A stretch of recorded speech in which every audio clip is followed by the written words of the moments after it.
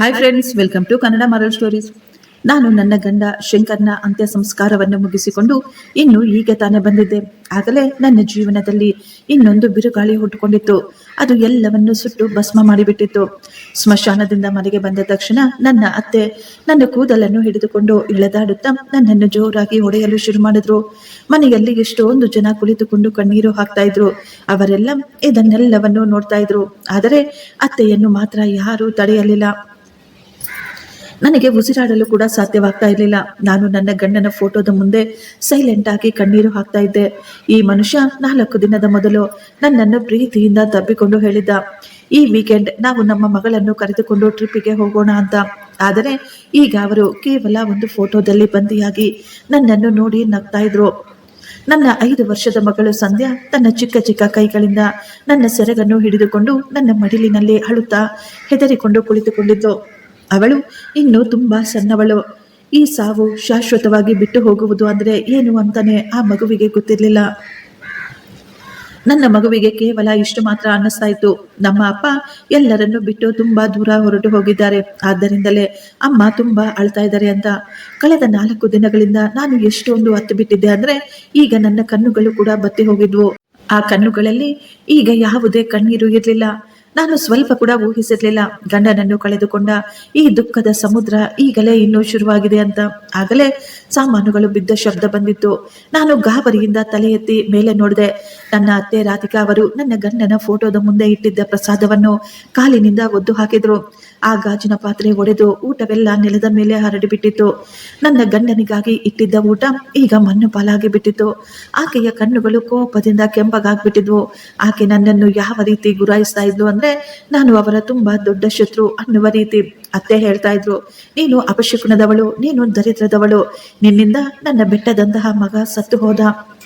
ಹತ್ತು ಆಕೆಯ ಗಂಟಲು ಕಟ್ಟಿಕೊಂಡಿತ್ತು. ಆದ್ರೆ ಅವರ ಪ್ರತಿಯೊಂದು ಮಾತಿನಲ್ಲೂ ವಿಷಯ ಬೆರೆತಿತ್ತು.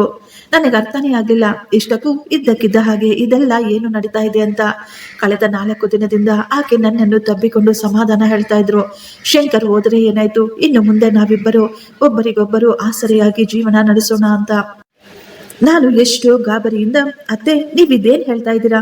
ನನ್ನ ಬಾಯಿಂದ ಕೇವಲ ಇದೊಂದೇ ಒಂದು ಮಾತು ಮಾತ್ರ ಬಂದಿತ್ತು. ಏನು, ನಿನಗೆ ನನ್ನ ಮಾತುಗಳು ಅರ್ಥ ಆಗ್ತಾ ಇಲ್ವಾ ಅಂತ ಹೇಳುತ್ತಾ ಅವರು ತಕ್ಷಣ ನನ್ನ ಮುಂದೆ ಬಂದು ಜೋರಾಗಿ ನನ್ನ ಕೆನ್ನೆಗೆ ಹೊಡಿತಾ ಇದ್ರು. ಯಾವ ದಿನದಿಂದ ನೀನು ಈ ಮನೆಯ ಒಳಗೆ ಕಾಲಿಟ್ಯೋ ಏನೋ, ನಮ್ಮ ಮನೆಯಲ್ಲಿ ಒಂದೇ ಒಂದು ದಿನ ಕೂಡ ನೆಮ್ಮದಿ ಅನ್ನೋದೇ ಇರ್ಲಿಲ್ಲ. ನೀನು ಅಪಶಕುನದ ಮುಖದಿಂದ ನನ್ನ ಮಗನ ಜೀವವೇ ಹೊರಟು ಹೋಯ್ತು. ನೀನು ನನ್ನ ಮಗನನ್ನು ನುಂಗಿ ನೀರು ಕುಡಿದು ಬಿಟ್ಟೆ. ನೀನೊಬ್ಳ ರಾಕ್ಷಸಿ ಎಂದು ಆಕೆ ನನ್ನನ್ನು ಹೊಡೆಯಲು ಶುರು ಮಾಡಿದ್ರು. ನನ್ನ ಸಣ್ಣ ಮಗು ಸಂಧ್ಯಾ ಭಯದಿಂದ ಜೋರಾಗಿ ಅಳ್ತಾ ಇದ್ಲು. ಮಗುವಿನ ಅಳುವನ್ನು ಕೇಳಿ ನನ್ನ ಅತ್ತೆ ಇನ್ನೂ ಹೆಚ್ಚು ಕೋಪ ಮಾಡಿಕೊಂಡ್ರು. ಆಹಾ, ಈಗ ನೀನು ಅಳ್ತಾ ಇದೀಯಾ? ತಾಯಿ ಮಗಳು ಇಬ್ಬರು ನಮ್ಮ ಮನೆಯಲ್ಲಿ ಭಾರವಾಗಿ ಬಿಟ್ಟಿದ್ದೀರಾ. ಇಬ್ಬರು ಈ ಕ್ಷಣವೇ ನನ್ನ ಮನೆಯಿಂದ ತೊಲಗಿ ಅಂತ ಆಕೆ ಬಾಗಿಲಿನ ಕಡೆ ಬೆರಳು ತೋರಿಸ್ತಾ ಜೋರಾಗಿ ಕೂಗಾಡ್ತಾ ಇದ್ರು. ಈ ಮನೆಯಲ್ಲಿ ನಿನ್ನಂತಹ ಅಪಶಕುನದವಳಿಗೆ ಯಾವುದೇ ಜಾಗವಿಲ್ಲ ಅಂತ ಹೇಳ್ತಾ ಇದ್ರು. ನಾನು ನನ್ನ ಮಗುವನ್ನು ತಬ್ಬಿಕೊಂಡು ಎದ್ದೇಳಲು ಪ್ರಯತ್ನ ಪಡ್ತಾ ಇದ್ದೆ. ಅತ್ತೆ, ಈ ಮನೆ ನನ್ನದು ಮತ್ತು ಶಂಕರ್ದು ಕೂಡ ಅಲ್ವಾ? ಅವರ ಚಿತೆಯ ಬೆಂಕಿ ಇನ್ನೂ ತಣ್ಣಗೂ ಆಗಿಲ್ಲ. ನೀವು ನಮ್ಮನ್ನು ಈ ರೀತಿ ಹೇಗೆ ತಾನೇ ಮನೆಯಿಂದ ಹೊರ ಹಾಕಲು ಸಾಧ್ಯ ಅಂತ ಹೇಳಿದಾಗ ನನ್ನ ಅತ್ತೆ ವಿಚಿತ್ರವಾಗಿ ನಗುತ್ತಾ, ಏನು ನಿನ್ನ ಮನೆನ? ಆಕೆಯ ನಗುವಿನಲ್ಲಿ ಎಷ್ಟೊಂದು ದ್ವೇಷ ತುಂಬಿಕೊಂಡಿತ್ತು. ನೀನೇನಾದರೂ ಈ ಮನೆಯ ಒಂದೇ ಒಂದು ಇಟ್ಟಿಗೆ ಏನಾದರೂ ಕೊಂಡುಕೊಂಡಿದೆಯಾ ಇದನ್ನು ನಿನ್ನ ಮನೆ ಅಂತ ಹೇಳಲು? ಇಲ್ಲಿ ಏನೇನು ಇದೆಯೋ ಇದೆಲ್ಲವೂ ಕೇವಲ ನನ್ನ ಮಗನ ಸಂಪಾದನೆ. ಆದರೆ ಈಗ ಅವನೇ ಜೀವಂತವಾಗಿಲ್ಲ, ಆದ್ದರಿಂದ ನಿನಗೆ ಇಲ್ಲಿ ಯಾವುದೇ ಹಕ್ಕಿಲ್ಲ. ಎಲ್ಲ ಸಂಬಂಧಿಕರು ಅಲ್ಲೇ ನಿಂತುಕೊಂಡಿದ್ರು. ಆದ್ರೆ ಅವರು ಯಾರು ಒಂದೇ ಒಂದು ಶಬ್ದವನ್ನು ಕೂಡ ನನ್ನ ಪರ ಮಾತನಾಡಲಿಲ್ಲ. ಎಲ್ಲರೂ ಅಲ್ಲಿ ನಿಂತು ತಮಾಷೆ ನೋಡ್ತಾ ಇದ್ರು. ಮನೆಯನ್ನು ಸಂಭಾಳಿಸುವ ವ್ಯಕ್ತಿ ಹೊರಟು ಹೋದರೆ ಅವನನ್ನು ನಂಬಿಕೊಂಡು ಬಂದವರು ಯಾರಿಗೂ ಕಾಣಿಸುವುದಿಲ್ಲ. ಈಗ ಆ ಮನೆಯಲ್ಲಿ ನಾನು ಸೊಸೆಯಾಗಿರ್ಲಿಲ್ಲ, ಅತ್ತಿಗೆಯಾಗಿರ್ಲಿಲ್ಲ, ಕೇವಲ ಒಂದು ಭಾರವಾಗಿಬಿಟ್ಟಿದ್ದೆ ಅಷ್ಟೇ. ನನ್ನನ್ನು ಅವರು ಎಷ್ಟೋ ಬೇಗ ಆಗುತ್ತೋ ಅಷ್ಟು ಬೇಗ ಮನೆಯಿಂದ ಓಡಿಸ್ಬೇಕು ಅಂದುಕೊಂಡಿದ್ರು. ನನಗೆ ಈಗ ಅವರ ಜೊತೆ ಮಾತನಾಡುವುದು ಸರಿಯಲ್ಲ ಅಂತ ಅನ್ನಿಸ್ತಾ ಇತ್ತು. ಯಾಕೆಂದ್ರೆ ನನಗೆ ಚೆನ್ನಾಗಿ ಗೊತ್ತು, ಇಂತಹ ಜನರ ಮುಂದೆ ಅಳುವುದು, ಬೇಡಿಕೊಳ್ಳುವುದರಿಂದ ಯಾವುದೇ ಉಪಯೋಗವಿಲ್ಲ ಅಂತ. ನನ್ನ ಆತ್ಮಗೌರವ ನನ್ನನ್ನು ಅವರ ಕಾಲಿಗೆ ಬೀಳದ ಹಾಗೆ ಮಾಡ್ತಾ ಇತ್ತು. ನಾನು ಸೈಲೆಂಟ್ ಆಗಿ ನನ್ನ ಮಗಳನ್ನು ಎತ್ತಿಕೊಂಡು ನನ್ನ ಗಂಡನ ಫೋಟೋದ ಮುಂದೆ ಕೊನೆಯ ಬಾರಿ ತಲೆ ಬಗ್ಗಿಸಿ, ಶಂಕರ್, ನಾನು ನನ್ನ ಮಗಳನ್ನು ಎತ್ತಿಕೊಂಡು ಈ ಮನೆಯನ್ನು ಬಿಟ್ಟು ಶಾಶ್ವತವಾಗಿ ಹೊರಟು ಹೋಗ್ತಾ ಇದ್ದೀನಿ. ನೀನು ಎಲ್ಲೇ ಇದ್ದರೂ ಆರಾಮವಾಗಿ ಶಾಂತಿಯಾಗಿರು ಅಂತ ಹೇಳಿ ನಾನು ನಡುಗುತ್ತಲೇ ಆ ಮನೆಯಿಂದ ಹೊರಗೆ ಬಂದ್ಬಿಟ್ಟೆ. ಆಗಲೇ ಅತ್ತೆ ಬಟ್ಟೆಗಳನ್ನು ತುಂಬಿಸಿದ ಒಂದು ಸಣ್ಣ ಮೂಟೆಯನ್ನು ನನ್ನ ಕಡೆ ಬಿಸಾಕಿದ್ರು. ತಗೋ ನಿನ್ನ ಹಳೆಯ ಹರಿದ ಬಟ್ಟೆಗಳು, ಇನ್ನು ನನ್ನ ಮನೆಯಿಂದ ತೊಲಗು, ಇನ್ನೊಂದು ಬಾರಿ ನಿನ್ನ ಮುಖವನ್ನು ನಮಗೆ ತೋರಿಸಬೇಡ ಅಂತ ಹೇಳುತ್ತಾ ಅವರು ಆ ದೊಡ್ಡ ಮನೆಯ ಬಾಗಿಲನ್ನು ನನ್ನ ಮುಖದ ಮೇಲೆಯೇ ಮುಚ್ಚಿಬಿಟ್ಟಿದ್ರು. ಆ ಕ್ಷಣವೇ ಈ ಮನೆಯ ಜೊತೆ ಇದ್ದ ಎಲ್ಲ ಸಂಬಂಧಗಳು, ಎಲ್ಲ ಭಾವನೆಗಳು ಮುಗಿದು ಹೋಗಿದ್ವು. ಹೊರಗೆ ಸಣ್ಣಗೆ ಮಳೆ ಶುರುವಾಗಿತ್ತು. ಜನ ಓಡಾಡುವುದು ಕಡಿಮೆಯಾಗ್ಬಿಟ್ಟಿತ್ತು. ರಾತ್ರಿ ಅಧಿಕವಾಗಿತ್ತು. ನಾನು ನನ್ನ ಮಗುವನ್ನು ಎತ್ತಿಕೊಂಡು ಆ ಬೀದಿಯಲ್ಲಿ ಒಂಟಿಯಾಗಿ ನಿಂತ್ಕೊಂಡಿದ್ದೆ. ಸಂಧ್ಯಾ ಈಗ ಅಳ್ತಾ ಇದ್ಲು. ಅಮ್ಮ, ಅಜ್ಜಿ ಯಾಕೆ ಇಷ್ಟೊಂದು ಕೆಟ್ಟವಳಾಗ್ಬಿಟ್ಟಿದ್ದಾರೆ? ಅವರು ನಿಮ್ಮನ್ನು ಯಾಕೆ ಹೊಡೆದ್ರು, ನಮ್ಮನ್ನು ಯಾಕೆ ಮನೆಯಿಂದ ಈಚೆ ಹಾಕಿದ್ರು ಅಂತ ಹೇಳ್ತಾ ಇದ್ಲು. ನಾನು ನನ್ನ ಕಣ್ಣೀರನ್ನು ಒರೆಸಿಕೊಂಡು, ಇಲ್ಲ ಮಗಳೇ, ಆ ರೀತಿ ಏನೂ ಇಲ್ಲ. ಅಪ್ಪ ಹೋಗಿರೋದಕ್ಕೆ ಅಜ್ಜಿಗೆ ತುಂಬಾ ದುಃಖವಾಗಿದೆ. ಆದ್ದರಿಂದಲೇ ಅಜ್ಜಿ ಕೋಪ ಮಾಡಿಕೊಂಡಿದ್ದಾರೆ. ಇನ್ನು ಮೇಲೆ ನಮ್ಮ ಪ್ರಪಂಚದಲ್ಲಿ ಕೇವಲ ನಾವಿಬ್ಬರು ಮಾತ್ರ ಇರ್ತೀವಿ. ನಿನಗೆ ಭಯವಾಗ್ತಾ ಇದೆಯಾ ಅಂತ ಕೇಳಿದಾಗ ಆ ಮಗು ನನ್ನನ್ನು ತಬ್ಬಿಕೊಂಡು ಇಲ್ಲ ಅಂತ ಹೇಳಿದ್ಲು. ಅಮ್ಮ, ನೀವು ನನ್ನ ಜೊತೆ ಇರ್ತೀರಾ ತಾನೆ, ನಾನು ಯಾಕೆ ಭಯಪಡಬೇಕು ಅಂತ ಹೇಳಿದಾಗ ಸಣ್ಣ ಮಗುವಿನ ಮಾತು ಕೇಳಿ ನನಗೆ ಎಷ್ಟೋ ಧೈರ್ಯ ಬಂದಿತ್ತು. ನಾನು ಈ ರೀತಿ ಸೋಲನ್ನು ಒಪ್ಪಿಕೊಳ್ಳಲು ತಯಾರಿಲ್ಲ. ನನ್ನ ಮಗುವಿಗಾಗಿ ಆದರೂ ನಾನು ಬದುಕಲೇಬೇಕಾಗಿತ್ತು. ನಾನು ತೀರ್ಮಾನ ಮಾಡಿಕೊಂಡೆ, ನಾನು ಕೊನೆಯ ಬಾರಿ ಆ ಮನೆಗೆ ಮತ್ತೆ ವಾಪಸ್ ಹೋಗ್ತೀನಿ. ಯಾರ ಮುಂದೆಯೂ ಕೈ ಜೋಡಿಸಿ ಭಿಕ್ಷೆ ಬೇಡುವುದಕ್ಕಲ್ಲ, ನನ್ನ ಮುಖ್ಯವಾದ ಕಾಗದ ಪತ್ರಗಳು ಮತ್ತು ನನ್ನ ಉಳಿತಾಯವನ್ನು ತೆಗೆದುಕೊಳ್ಳಲು. ನಾನು ಈಗ ಮಧ್ಯರಾತ್ರಿ ಆಗುವುದನ್ನೇ ಕಾಯ್ತಾ ಇದ್ದೆ. ಮನೆಯವರು ಎಲ್ಲರೂ ಚೆನ್ನಾಗಿ ಮಲಗಿದಾಗ ನಾನು ಹಿಂದಿನ ಗೋಡೆಯನ್ನು ಹಾರಿ ಆ ಮನೆಯ ಒಳಗೆ ಹೋದೆ. ಆ ಮನೆಯಲ್ಲಿ ಈಗ ಪೂರ್ತಿ ನಿಶ್ಶಬ್ದವಿತ್ತು. ಶಂಕರ್ನ ಫೋಟೋದ ಮುಂದೆ ಮಾತ್ರ ಒಂದು ದೀಪ ಉರಿತಾ ಇತ್ತು. ನನ್ನ ಹೃದಯ ಎಷ್ಟೊಂದು ಜೋರಾಗಿ ಹೊಡ್ಕೊಳ್ತಾ ಇತ್ತು ಅಂದ್ರೆ ನನಗನ್ನಿಸ್ತಾ ಇತ್ತು ನನ್ನ ಹೃದಯ ಬಡಿತ ಎಲ್ಲರಿಗೂ ಕೇಳಿಸುತ್ತೆ ಅಂತ. ನಾನು ತುಂಬಾ ನಿಧಾನವಾಗಿ ಮೆಟ್ಟಿಲನ್ನು ಹತ್ತುತ್ತಾ ನನ್ನ ರೂಮಿಗೆ ಹೋದೆ. ಆ ರೂಮಿನಲ್ಲಿ ಎಲ್ಲವೂ ಅದೇ ರೀತಿ ಇತ್ತು, ನನ್ನ ಗಂಡ ಬಿಟ್ಟು ಹೋದ ಹಾಗೆ. ಒಂದು ಕ್ಷಣ ನನಗನ್ನಿಸ್ತಾ ಇತ್ತು ಈಗಲೇ ನನ್ನ ಗಂಡ ಬಾತ್ರೂಮಿನಿಂದ ನಗುತ್ತಾ ಹೊರಗೆ ಬರ್ತಾರೆ ಅಂತ. ಆದರೆ ನನ್ನನ್ನು ನಾನು ಸಂಭಾಳಿಸಿಕೊಂಡು ತಕ್ಷಣ ವಾರ್ಡ್ರೋಬ್ ಅನ್ನು ಓಪನ್ ಮಾಡಿ ಪಾಸ್ಬುಕ್ ಅನ್ನು ತೆಗೆದುಕೊಂಡೆ. ಅದರಲ್ಲಿ ನಾನು ತುಂಬಾ ಕಷ್ಟಪಟ್ಟು ಸ್ವಲ್ಪ ದುಡ್ಡನ್ನು ಸೇರಿಸಿಟ್ಟಿದ್ದೆ. ಜೊತೆಗೆ ನನ್ನ ಮತ್ತು ಮಗುವಿನ ಮುಖ್ಯವಾದ ಎಲ್ಲಾ ಕಾಗದ ಪತ್ರಗಳು, ID ಕಾರ್ಡ್ ಅನ್ನು ಸಹ ತೆಗೆದುಕೊಂಡೆ. ಬೇಗ ಬೇಗ ಸಾಮಾನುಗಳನ್ನು ತೆಗೆದುಕೊಳ್ಳಬೇಕಾದ್ರೆ ನನ್ನ ಕೈ ಅಲ್ಮಾರಿಯ ಕೆಳಗೆ ಯಾವುದೋ ವಸ್ತುವಿಗೆ ತಗುಲಿತು. ನಾನು ಕೆಳಗೆ ಬಗ್ಗಿ ಆ ವಸ್ತುವನ್ನು ಹೊರಗೆ ತೆಗೆದಾಗ ಕಿಟಕಿಯಿಂದ ಬರುತ್ತಿದ್ದ ಬೀದಿ ದೀಪ ಅದರ ಮೇಲೆ ಬಿದ್ದಾಗ ಒಂದು ಕ್ಷಣ ನನ್ನ ಉಸಿರೇ ನಿಂತಂತೆ ಆಗ್ಬಿಟ್ಟಿತ್ತು. ಅದು ಶಂಕರ್ನ ಮೊಬೈಲ್. ಆ ಮೊಬೈಲ್ ಪೂರ್ತಿಯಾಗಿ ಒಡೆದು ಹೋಗಿತ್ತು. ಬಹುಶಃ ಆಕ್ಸಿಡೆಂಟ್ ಸಮಯದಲ್ಲಿ ಫೋನ್ ಈ ರೀತಿ ಆಗಿರಬಹುದು. ಪೊಲೀಸರು ಸಾಮಾನುಗಳ ಜೊತೆ ಇದನ್ನು ಕೂಡ ಕೊಟ್ಟಿರಬಹುದು ಅಂತ ನಾನು ಅಂದುಕೊಂಡೆ. ನಾನು ಆ ಮುರಿದ ಫೋನ್ ಅನ್ನು ತೆಗೆದುಕೊಂಡೆ. ಇದು ನನ್ನ ಗಂಡನ ಕೊನೆಯ ಗುರುತಾಗಿತ್ತು. ನಾನು ಈಗ ಮುರಿದ ಫೋನ್ ಅನ್ನು ನೋಡುತ್ತಾ ಅದರ ಮೇಲೆ ಕೈಯಾಡಿಸ್ತಾ ಇದ್ದೆ. ನನಗೆ ಆ ಸಮಯದಲ್ಲಿ ಗೊತ್ತಾಗಲಿಲ್ಲ ಈ ಮುರಿದ ಫೋನಿನ ಒಳಗೆ ಒಂದು ಭಯಾನಕವಾದ ಸತ್ಯ ಅಡಗಿದೆ ಎಂದು. ಅದು ನನ್ನ ಜೀವನವನ್ನು ಇನ್ನೊಂದು ಬಾರಿ ತಲೆಕೆಳಗಾಗಿ ಮಾಡಿಬಿಡುತ್ತೆ ಅಂತ. ನಾನು ಈಗ ಬೇಗ ಬೇಗ ಕಾಗದ ಪತ್ರಗಳು, ಪಾಸ್ಬುಕ್ ಮತ್ತು ಫೋನನ್ನು ಒಂದು ಬ್ಯಾಗಿನಲ್ಲಿ ಇಟ್ಟುಕೊಂಡೆ. ಮಲಗಿದ್ದ ನನ್ನ ಮಗುವನ್ನು ಎತ್ತಿಕೊಂಡು ಹಿಂಬಾಗಿಲಿನಿಂದ ಮತ್ತೆ ಅದೇ ಗೋಡೆಯನ್ನು ಹಾರಿ ಹೊರಗೆ ಬಂದು ಬಿಟ್ಟಿದ್ದೆ. ನನ್ನ ಮಗಳು ನನ್ನ ಭುಜದ ಮೇಲೆ ತಲೆ ಇಟ್ಟುಕೊಂಡು ಆರಾಮವಾಗಿ ಮಲಗಿದ್ಲು. ಹೊರಗೆ ಯಾವುದೇ ಶಬ್ದಗಳಿರಲಿಲ್ಲ. ನಾನು ಯೋಚಿಸುತ್ತಿದ್ದೆ, ಇಷ್ಟಕ್ಕೂ ನಾನು ಈಗ ಎಲ್ಲಿಗೆ ಹೋಗಬೇಕು? ನನ್ನ ಅಪ್ಪ ಅಮ್ಮ ಕೆಲವು ವರ್ಷಗಳ ಮೊದಲೇ ಒಂದು ರೋಡ್ ಆಕ್ಸಿಡೆಂಟ್ನಲ್ಲಿ ತೀರಿಕೊಂಡಿದ್ರು. ನನ್ನ ವಿದ್ಯಾಭ್ಯಾಸ ಮತ್ತು ಮದುವೆಯ ಖರ್ಚನ್ನು ನಿಭಾಯಿಸಲು ನನ್ನ ಮನೆ ಕೂಡ ಮಾರಾಟ ಮಾಡಲಾಗಿತ್ತು. ಸ್ನೇಹಿತರ ಬಳಿ ಇಷ್ಟು ರಾತ್ರಿಯಲ್ಲಿ ಹೋಗುವುದು ಸರಿಯಲ್ಲ ಅಂತ ನನಗನ್ನಿಸ್ತಾ ಇತ್ತು. ನಾನು ಯಾರ ಮೇಲೆಯೂ ಭಾರವಾಗಿರಲು ಬಯಸಲಿಲ್ಲ. ಆಗಲೇ ನನಗೆ ನಮ್ಮ ಒಬ್ಬ ಸಂಬಂಧಿಕರು ನೆನಪಿಗೆ ಬಂದಿದ್ರು. ಆಕೆ ಒಂದು ಹಳೆಯ ಸಣ್ಣ ಮನೆಯಲ್ಲಿ ವಾಸವಿದ್ರು. ನಾವುಗಳು ತುಂಬಾ ಹೆಚ್ಚಾಗಿ ಏನೂ ಬೆರೆಯುತ್ತಿರಲಿಲ್ಲ. ಆದರೆ ಈ ದೊಡ್ಡ ನಗರದಲ್ಲಿ ಆಕೆಯೊಬ್ಬರೇ ನನ್ನ ಕೊನೆಯ ಆಸರೆಯಾಗಿದ್ರು. ನಾನು ಒಂದು ಆಟೋವನ್ನು ನಿಲ್ಲಿಸಿ ಅವರ ಮನೆಯ ಅಡ್ರೆಸ್ ಅನ್ನು ಹೇಳಿದೆ. ನನ್ನ 6 ವರ್ಷದ ಮದುವೆಯ ಜೀವನ, ಆ ದೊಡ್ಡ ಮನೆಯನ್ನು, ಆ ಪರಿವಾರವನ್ನು ದಾಟಿ ಆ ಮಧ್ಯರಾತ್ರಿ ಮುಂದೆ ಹೋಗ್ತಾ ಇದ್ವಿ. ನಾನು ಶಬ್ದ ಮಾಡದೆ ಸೈಲೆಂಟ್ ಆಗಿ ಕಣ್ಣೀರು ಹಾಕ್ತಾ ಇದ್ದೆ. ಆಂಟಿ ಅವರ ಮನೆ ಒಂದು ಸ್ಲಮ್ಮಿನ ಒಂದು ಮೂಲೆಯಲ್ಲಿ ತುಂಬಾ ಚಿಕ್ಕದಾಗಿತ್ತು. ಅದು ಒಂದೇ ಒಂದು ರೂಮಿನ ಒಂದು ಸಣ್ಣ ಮನೆ. ನಮ್ಮ ಸ್ಥಿತಿಯನ್ನು ನೋಡಿ ಆಂಟಿ ಏನೂ ಮಾತನಾಡಲಿಲ್ಲ. ಅವರು ದೀರ್ಘವಾದ ಒಂದು ಉಸಿರನ್ನು ತೆಗೆದುಕೊಂಡು ನಿಮಗಾಗಿ ಒಂದು ಹಾಸಿಗೆಯನ್ನು ರೆಡಿ ಮಾಡಿಕೊಟ್ರು. ನೀವಿಬ್ಬರು ಕೆಲವು ದಿನ ಇಲ್ಲೇ ಇರಬಹುದು. ನನ್ನ ಪರಿಸ್ಥಿತಿ ಕೂಡ ಅಷ್ಟೊಂದು ಚೆನ್ನಾಗಿಲ್ಲ. ಆದ್ದರಿಂದ ನಿಮಗೆ ಇದಕ್ಕಿಂತಲೂ ಹೆಚ್ಚಿನ ಸಹಾಯ ಮಾಡಲು ನನ್ನಿಂದ ಸಾಧ್ಯವಿಲ್ಲ ಅಂತ ಹೇಳಿದರು. ನಾನು ತಲೆ ಬಗ್ಗಿಸಿಕೊಂಡು ಅವರಿಗೆ ಧನ್ಯವಾದಗಳನ್ನ ಹೇಳಿದೆ. ನನಗೆ ಇದಕ್ಕಿಂತಲೂ ಹೆಚ್ಚಾಗಿ ಇನ್ನೇನೂ ಬೇಕಾಗೂ ಇರಲಿಲ್ಲ. ಈ ಸಮಯದಲ್ಲಿ ನನ್ನ ಮಗುವಿನ ತಲೆಯ ಮೇಲೆ ಒಂದು ಸೂರು ಬೇಕಾಗಿತ್ತು ಅಷ್ಟೇ. ಇದೇ ನಮಗೆ ತುಂಬಾ ನೆಮ್ಮದಿ ಕೊಟ್ಟಿತ್ತು. ಆ ರಾತ್ರಿ ತುಂಬಾ ಕಠಿಣವಾಗಿ ಕಳೆದಿತ್ತು. ಆ ಹಾಸಿಗೆ ಎಷ್ಟೊಂದು ಗಟ್ಟಿಯಾಗಿತ್ತು ಅಂದ್ರೆ ನಮಗ ಅನ್ನಿಸ್ತಾ ಇತ್ತು ಕಲ್ಲಿನ ಮೇಲೆ ಮಲಗಿದೀವಿ ಅಂತ. ಹೊರಗೆ ನಾಯಿಗಳು ಜೋರು ಜೋರಾಗಿ ಬೊಗಳ್ತಾ ಇದ್ವು. ಅಕ್ಕಪಕ್ಕದಲ್ಲಿ ಕೆಲವು ಜನ ಗಲಾಟೆಗಳನ್ನು ಮಾಡಿಕೊಳ್ತಾ ಇದ್ರು. ಆ ಮನೆಯಲ್ಲಿ ಇಲಿಗಳು ಸಹ ಓಡಾಡ್ತಾ ಇದ್ವು. ಈ ಎಲ್ಲಾ ಶಬ್ದಗಳಿಂದ ನನ್ನ ಜೀವನದಲ್ಲಿ ಹೀಗೆ ಬಂದಂತಹ ಈ ಸುನಾಮಿಯಿಂದ ನನಗೆ ನಿದ್ದೆನೆ ಬರ್ತಾ ಇರ್ಲಿಲ್ಲ. ನಾನು ಸೈಲೆಂಟ್ ಆಗಿ ನನ್ನ ಗಂಡನ ಫೋನನ್ನು ತೆಗೆದುಕೊಂಡೆ. ಆ ಸಣ್ಣ ಬೆಳಕಿನಲ್ಲಿಯೇ ಆ ಫೋನನ್ನು ನೋಡ್ತಾ ಇದ್ದೆ. ನಾನು ಹೇಗಾದರೂ ಮಾಡಿ ಈ ಫೋನನ್ನು ಆನ್ ಮಾಡಬೇಕು ಅಂದುಕೊಂಡೆ. ನನ್ನ ಗಂಡ ಆಗಾಗ ನನಗೆ ಕಳುಹಿಸುತ್ತಿದ್ದ ಮೆಸೇಜ್ಗಳನ್ನು ಓದಬೇಕು, ಅವರ ಫೋಟೋವನ್ನು ನೋಡಬೇಕು ಅಂತ ನಾನು ಆಸೆ ಪಡ್ತಾ ಇದ್ದೆ. ಆದರೆ ಆ ಫೋನ್ ಮಾತ್ರ ಆನ್ ಆಗಲಿಲ್ಲ. ಮಾರನೆಯ ದಿನ ನಾನು ಸಂಧ್ಯಾಳನ್ನು ಆಂಟಿಯ ಮನೆಯಲ್ಲಿ ಬಿಟ್ಟು ಆ ಫೋನನ್ನು ತೆಗೆದುಕೊಂಡು ರಿಪೇರಿ ಮಾಡಿಸಲು ಅಂತ ಅಂಗಡಿಗೆ ಹೋದೆ. ಎಲ್ಲ ಕಡೆ ಒಂದೇ ಮಾತು ಹೇಳ್ತಾ ಇದ್ರು, ಮೇಡಮ್ ಈ ಫೋನು ಪೂರ್ತಿಯಾಗಿ ಹಾಳಾಗಿದೆ, ಇದನ್ನು ಸರಿ ಮಾಡಲು ಎಷ್ಟು ದುಡ್ಡು ಆಗುತ್ತೆ ಅಂದ್ರೆ ಆ ದುಡ್ಡಿನಿಂದ ಇದಕ್ಕಿಂತ ಒಳ್ಳೆಯ ಹೊಸ ಮೊಬೈಲ್ ಬಂದು ಬಿಡುತ್ತೆ, ಇದನ್ನು ಬಿಸಾಕ್ಬಿಡಿ ಅಂತ ಹೇಳ್ತಾ ಇದ್ರು. ಪ್ರತಿ ಬಾರಿ ಇದೇ ಮಾತುಗಳನ್ನು ಕೇಳಿ ನನಗೆ ತುಂಬಾ ದುಃಖವಾಗ್ತಾ ಇತ್ತು. ನನ್ನ ಗಂಡನ ಕೊನೆಯ ಗುರುತನ್ನು ಉಳಿಸಿಕೊಳ್ಳುವ ಈ ಚಿಕ್ಕ ಆಸೆ ಕೂಡ ಈಗ ನಿಧಾನವಾಗಿ ಸತ್ತು ಹೋಗಿತ್ತು. ನಾನು ಸುಸ್ತಾಗಿ ಮತ್ತೆ ಅಲ್ಲಿಗೆ ವಾಪಸ್ ಬಂದುಬಿಟ್ಟೆ. ಆಗಲೇ ಸಂಧ್ಯಾ ಕೇಳ್ತಾ ಇದ್ಲು, ಅಮ್ಮ ನಮ್ಮ ಹೊಸ ಮನೆ ಯಾಕೆ ಇಷ್ಟೊಂದು ಚಿಕ್ಕದಾಗಿದೆ ಅಂತ. ನಾನು ಅಲ್ಲಿ ಕುಳಿತು ಮಗುವನ್ನು ತಬ್ಬಿಕೊಂಡು ನಗುತ್ತಾ ಹೇಳ್ದೆ, ಮಗಳೇ ಮನೆ ಚಿಕ್ಕದಾಗಿದೆ, ಆದ್ರೆ ಇಲ್ಲಿ ನಾವಿಬ್ಬರು ಜೊತೆಯಲ್ಲಿದ್ದೀವಲ್ಲ, ಆದ್ದರಿಂದಲೇ ಇದು ಈ ಪ್ರಪಂಚದ ತುಂಬಾ ಸುಂದರವಾದ ಒಳ್ಳೆಯ ಮನೆ.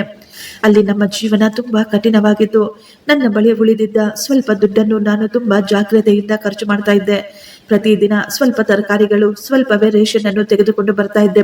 ಅದರಿಂದ ನಮ್ಮಿಬ್ಬರಿಗೂ ಏನಾದರೂ ಸ್ವಲ್ಪ ಬೇಯಿಸಿಕೊಂಡು ತಿನ್ನೋಣ ಅಂತ ನಾನು ಈಗ ಕೆಲಸವನ್ನು ಹುಡುಕಾಡಲು ಶುರು ಮಾಡಿದೆ. ನನ್ನ ಬಳಿ ಕಾಲೇಜಿನ ಡಿಗ್ರಿ ಮತ್ತು ಕೆಲಸ ಮಾಡಿದ ಅನುಭವ ಕೂಡ ಇತ್ತು.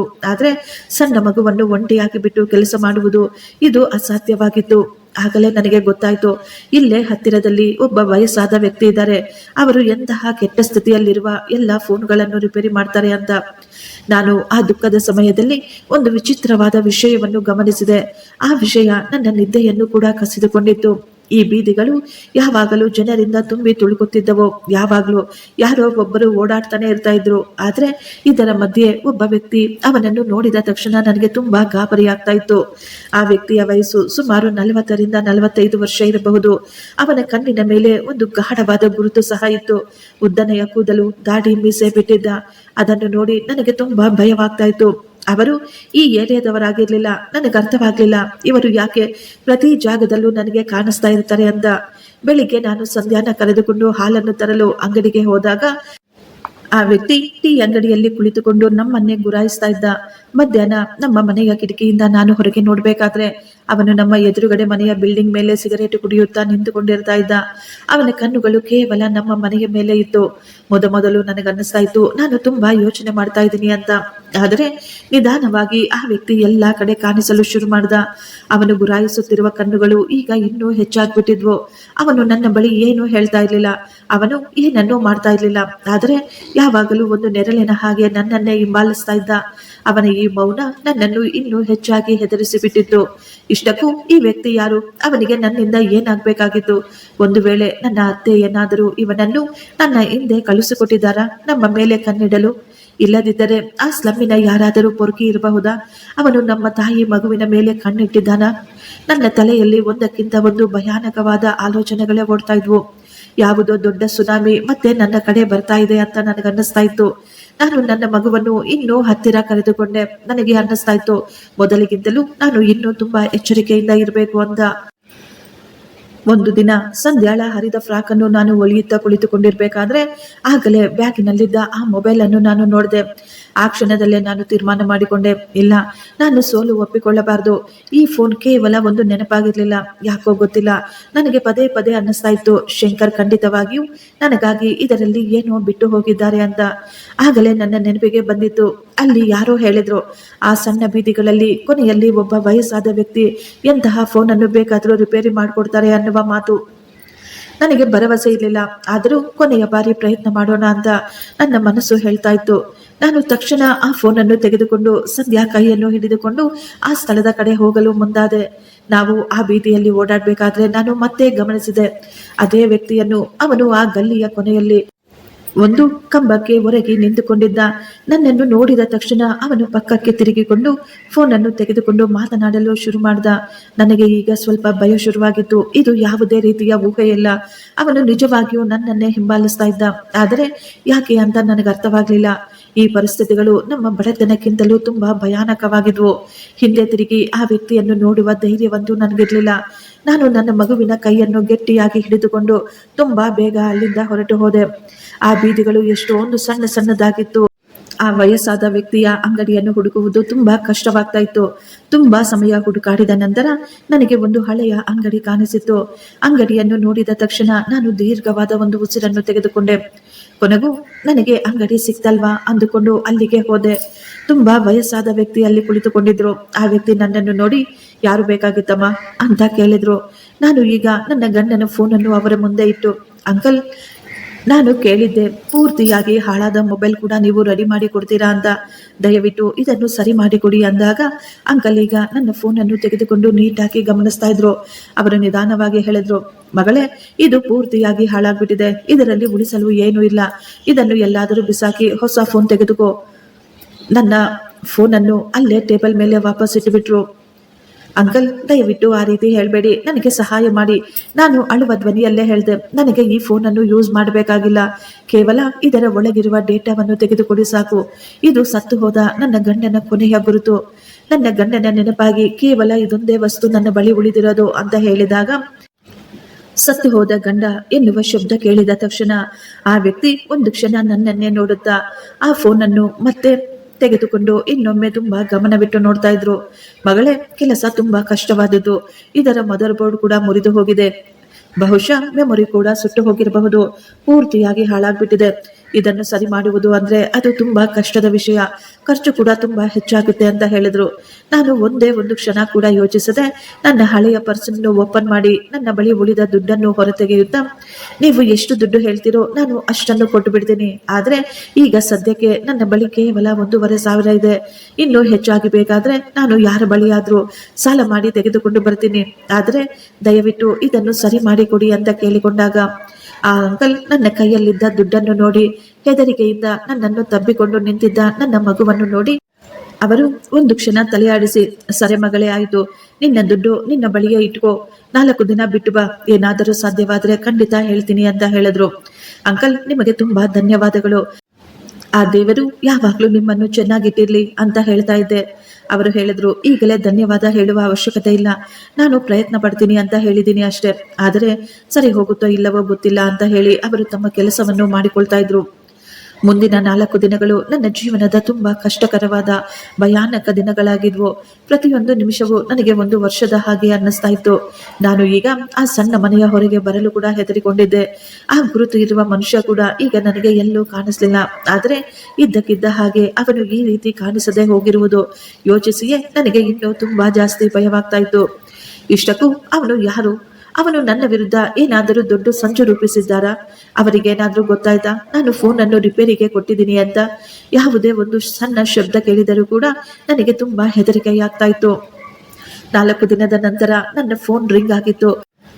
ಸ್ಕ್ರೀನ್ ಮೇಲೆ ಯಾವುದೋ ಪರಿಚಯವಿಲ್ಲದ ನಂಬರ್. ಅದು ಅಂಕಲ್ನ ಧ್ವನಿ. ಬಂದು ನಿನ್ನ ಸಾಮಾನನ್ನು ತೆಗೆದುಕೊಂಡು ಹೋಗು ಅಂತ ಹೇಳಿದ್ರು. ನಾನು ಒಂದೇ ಒಂದು ನಿಮಿಷ ಕೂಡ ವೇಸ್ಟ್ ಮಾಡದೆ ಸಂಧ್ಯಾಳನ್ನು ಎತ್ತಿಕೊಂಡು ತುಂಬಾ ಬೇಗ ಅಲ್ಲಿಗೆ ಹೋಗಿದ್ದೆ. ನಾನು ಅಂಗಡಿಗೆ ಹೋದಾಗ ಅಂಕಲ್ ತಮ್ಮ ಚೇರಿನಲ್ಲೇ ಕುಳಿತುಕೊಂಡು ಬೀಡಿ ಕುಡಿತಾ ಇದ್ರು. ಎದುರುಗಡೆ ನನ್ನ ಗಂಡನ ಫೋನ್ ಕಂಪ್ಯೂಟರ್ಗೆ ಕನೆಕ್ಟ್ ಆಗಿತ್ತು. ನಾನು ತುಂಬಾ ಗಾಬರಿಯಿಂದ, ಅಂಕಲ್, ಏನಾದರೂ ಸಿಕ್ತಾ ಅಂತ ಕೇಳಿದೆ. ಮಗಳೇ, ನಿನ್ನ ಅದೃಷ್ಟ ತುಂಬಾ ಚೆನ್ನಾಗಿದೆ. ಮೆಮೊರಿ ಚಿಪ್ ಉಳಿದುಕೊಂಡಿದೆ. ಎಲ್ಲವೂ ವಾಪಸ್ ತರಲು ಸಾಧ್ಯವಾಗಲಿಲ್ಲ. ಫೋಟೋಗಳು, ಕಾಂಟ್ಯಾಕ್ಟ್ ಲಿಸ್ಟ್ ಎಲ್ಲವೂ ಹಾಳಾಗ್ಬಿಟ್ಟಿದ್ದಾವೆ. ಆದ್ರೆ ಕೇವಲ 2 ಮಾತ್ರ ಉಳಿದುಕೊಂಡಿದೆ. ಒಂದು ವಾಯ್ಸ್ ರೆಕಾರ್ಡಿಂಗ್, ಅದು ತುಂಬಾವರೆಗೂ ಹಾಳಾಗ್ಬಿಟ್ಟಿದೆ. ಕೆಲವೊಂದು ಮೆಸೇಜ್ಗಳು, ಅದನ್ನು ನಿನ್ನ ಗಂಡ ಡಿಲೀಟ್ ಮಾಡಿದ್ರು. ಆದ್ರೆ ಅದು ಹೇಗೋ ಮೊಬೈಲ್ನಲ್ಲೇ ಇತ್ತು. ನನ್ನ ಮನಸ್ಸಿನಲ್ಲಿ ನಂಬಿಕೆ ಇತ್ತು, ಜೊತೆಗೆ ಭಯ ಕೂಡ ಇತ್ತು. ಅಂಕಲ್ ಈಗ ವಾಯ್ಸ್ ರೆಕಾರ್ಡ್ ಅನ್ನು ಆನ್ ಮಾಡಿದ್ರು. ಸ್ಪೀಕರ್ ನಲ್ಲಿ ಎಷ್ಟೊಂದು ಚಿಟಿ ಅಂತ ಕರ್ಕಶವಾದ ಶಬ್ದ ಕೇಳಿಸ್ತಾ ಇತ್ತು. ಕೊನೆಗೂ ಅದರೊಳಗಿಂದ ನಾನು ಕೇಳಬೇಕು ಅಂತ ಅನ್ನಿಸಿಕೊಂಡ ಅದೇ ಧ್ವನಿ ಕೇಳಿಸ್ತಾ ಇತ್ತು. ಶಂಕರ್ನ ಧ್ವನಿಯಲ್ಲಿ ಗಾಬರಿ ಇತ್ತು. ಅವನು ತುಂಬಾ ಬೇಗ ಹೇಳ್ತಾ ಇದ್ದ, ಗೋಡೌನ್ 19 ಶುಕ್ರವಾರಕ್ಕಿಂತ ಮೊದಲೇ ಎಲ್ಲಾ ಕೆಲಸಗಳು ಪೂರ್ತಿಯಾಗಿ ಬಿಡಬೇಕು. ಅಷ್ಟರಲ್ಲೇ ರೆಕಾರ್ಡಿಂಗ್ ನಿಂತು ಹೋಗಿತ್ತು. ನನಗೆ ಅರ್ಥವಾಗಲಿಲ್ಲ ಈ ಶಬ್ದಗಳ ಅರ್ಥವಾದರೂ ಏನು ಅಂತ. ಅಂಕಲ್ ಈಗ ಇನ್ನೊಂದು ಫೈಲ್ ಓಪನ್ ಮಾಡಿ ಹೇಳಿದ್ರು, ಇವುಗಳು ಬೇಡದ ಮೆಸೇಜ್ಗಳು. ನಾನು ಎಲ್ಲವನ್ನು ನೋಡಿದೆ, ಎಲ್ಲರ ಮೊಬೈಲ್ಗೂ ಮಾಮೂಲಿಯಾಗಿ ಬರುವಂತಹ ವೇಸ್ಟ್ ಮೆಸೇಜ್ಗಳು. ಆದರೆ ಅದರ ಮಧ್ಯೆ ಒಂದೇ ಒಂದು ಮೆಸೇಜ್ ಇದೆ, ಅದರಲ್ಲಿ ಏನೂ ಬರೆದಿಲ್ಲ, ಕೇವಲ ನಂಬರ್ಗಳು ಮಾತ್ರ ಇದಾವೆ, ಅದು ಕೂಡ ತುಂಬಾ ಹೆಚ್ಚಾಗಿ. ನಾನು ಇವುಗಳನ್ನು ಚೆಕ್ ಮಾಡಿದೆ, ಇದು ಯಾವುದೇ ಸಾಧಾರಣವಾದ ನಂಬರ್ಗಳಲ್ಲ, ಇದು GPS ಕಾರ್ಡಿನೇಟ್ಸ್, ಅಂದ್ರೆ ಯಾವುದೋ ಜಾಗದ ಲೊಕೇಶನ್ಗಳು. ಈ ಜಾಗ ಇಂಡಸ್ಟ್ರಿಯಲ್ ಏರಿಯಾದ ಸುತ್ತಮುತ್ತಲಿನ ಸ್ಥಳ. ನಾನು ಶಾಕ್ನಿಂದ ಆ ನಂಬರ್ಗಳನ್ನೇ ನೋಡ್ತಾ ನಿಂತುಕೊಂಡಿದ್ದೆ. ಒಂದು ರಹಸ್ಯಕರವಾದ ಗೋಡನ್ ಮತ್ತು GPS ಲೊಕೇಶನ್. ಇವುಗಳು ನನ್ನ ಯಾವುದೇ ಪ್ರಶ್ನೆಗೆ ಉತ್ತರ ಕೊಡಲಿಲ್ಲ, ಬದಲಿಗೆ ಸಾವಿರಾರು ಹೊಸ ಪ್ರಶ್ನೆಗಳು ಭಯವನ್ನು ಹುಟ್ಟು ಹಾಕಿದ್ವು. ಈ ದಿನ ಕೂಡ ನಾನು ಆ ಸಮಯವನ್ನು ನೆನೆಸಿಕೊಂಡ್ರೆ ನನಗೆ ತುಂಬಾ ಭಯವಾಗ್ತಾ ಇತ್ತು. ತುಂಬಾ ದೂರ ಯಾವುದೋ ಒಂದು ಸಣ್ಣ ಬೆಳಕು ಕಾಣಿಸಿದ ಹಾಗೆ ಇತ್ತು. ಆ ಸಣ್ಣ ಬೆಳಕು ನನಗೆ ಪದೇ ಪದೇ ಹೇಳ್ತಾ ಇತ್ತು, ನಿನ್ನ ಗಂಡನ ಸಾವು ಯಾವುದೇ ಆಕ್ಸಿಡೆಂಟ್ ಅಲ್ಲ, ಅದರಲ್ಲಿ ಏನೋ ಸತ್ಯ ಇದೆ ಅಂತ.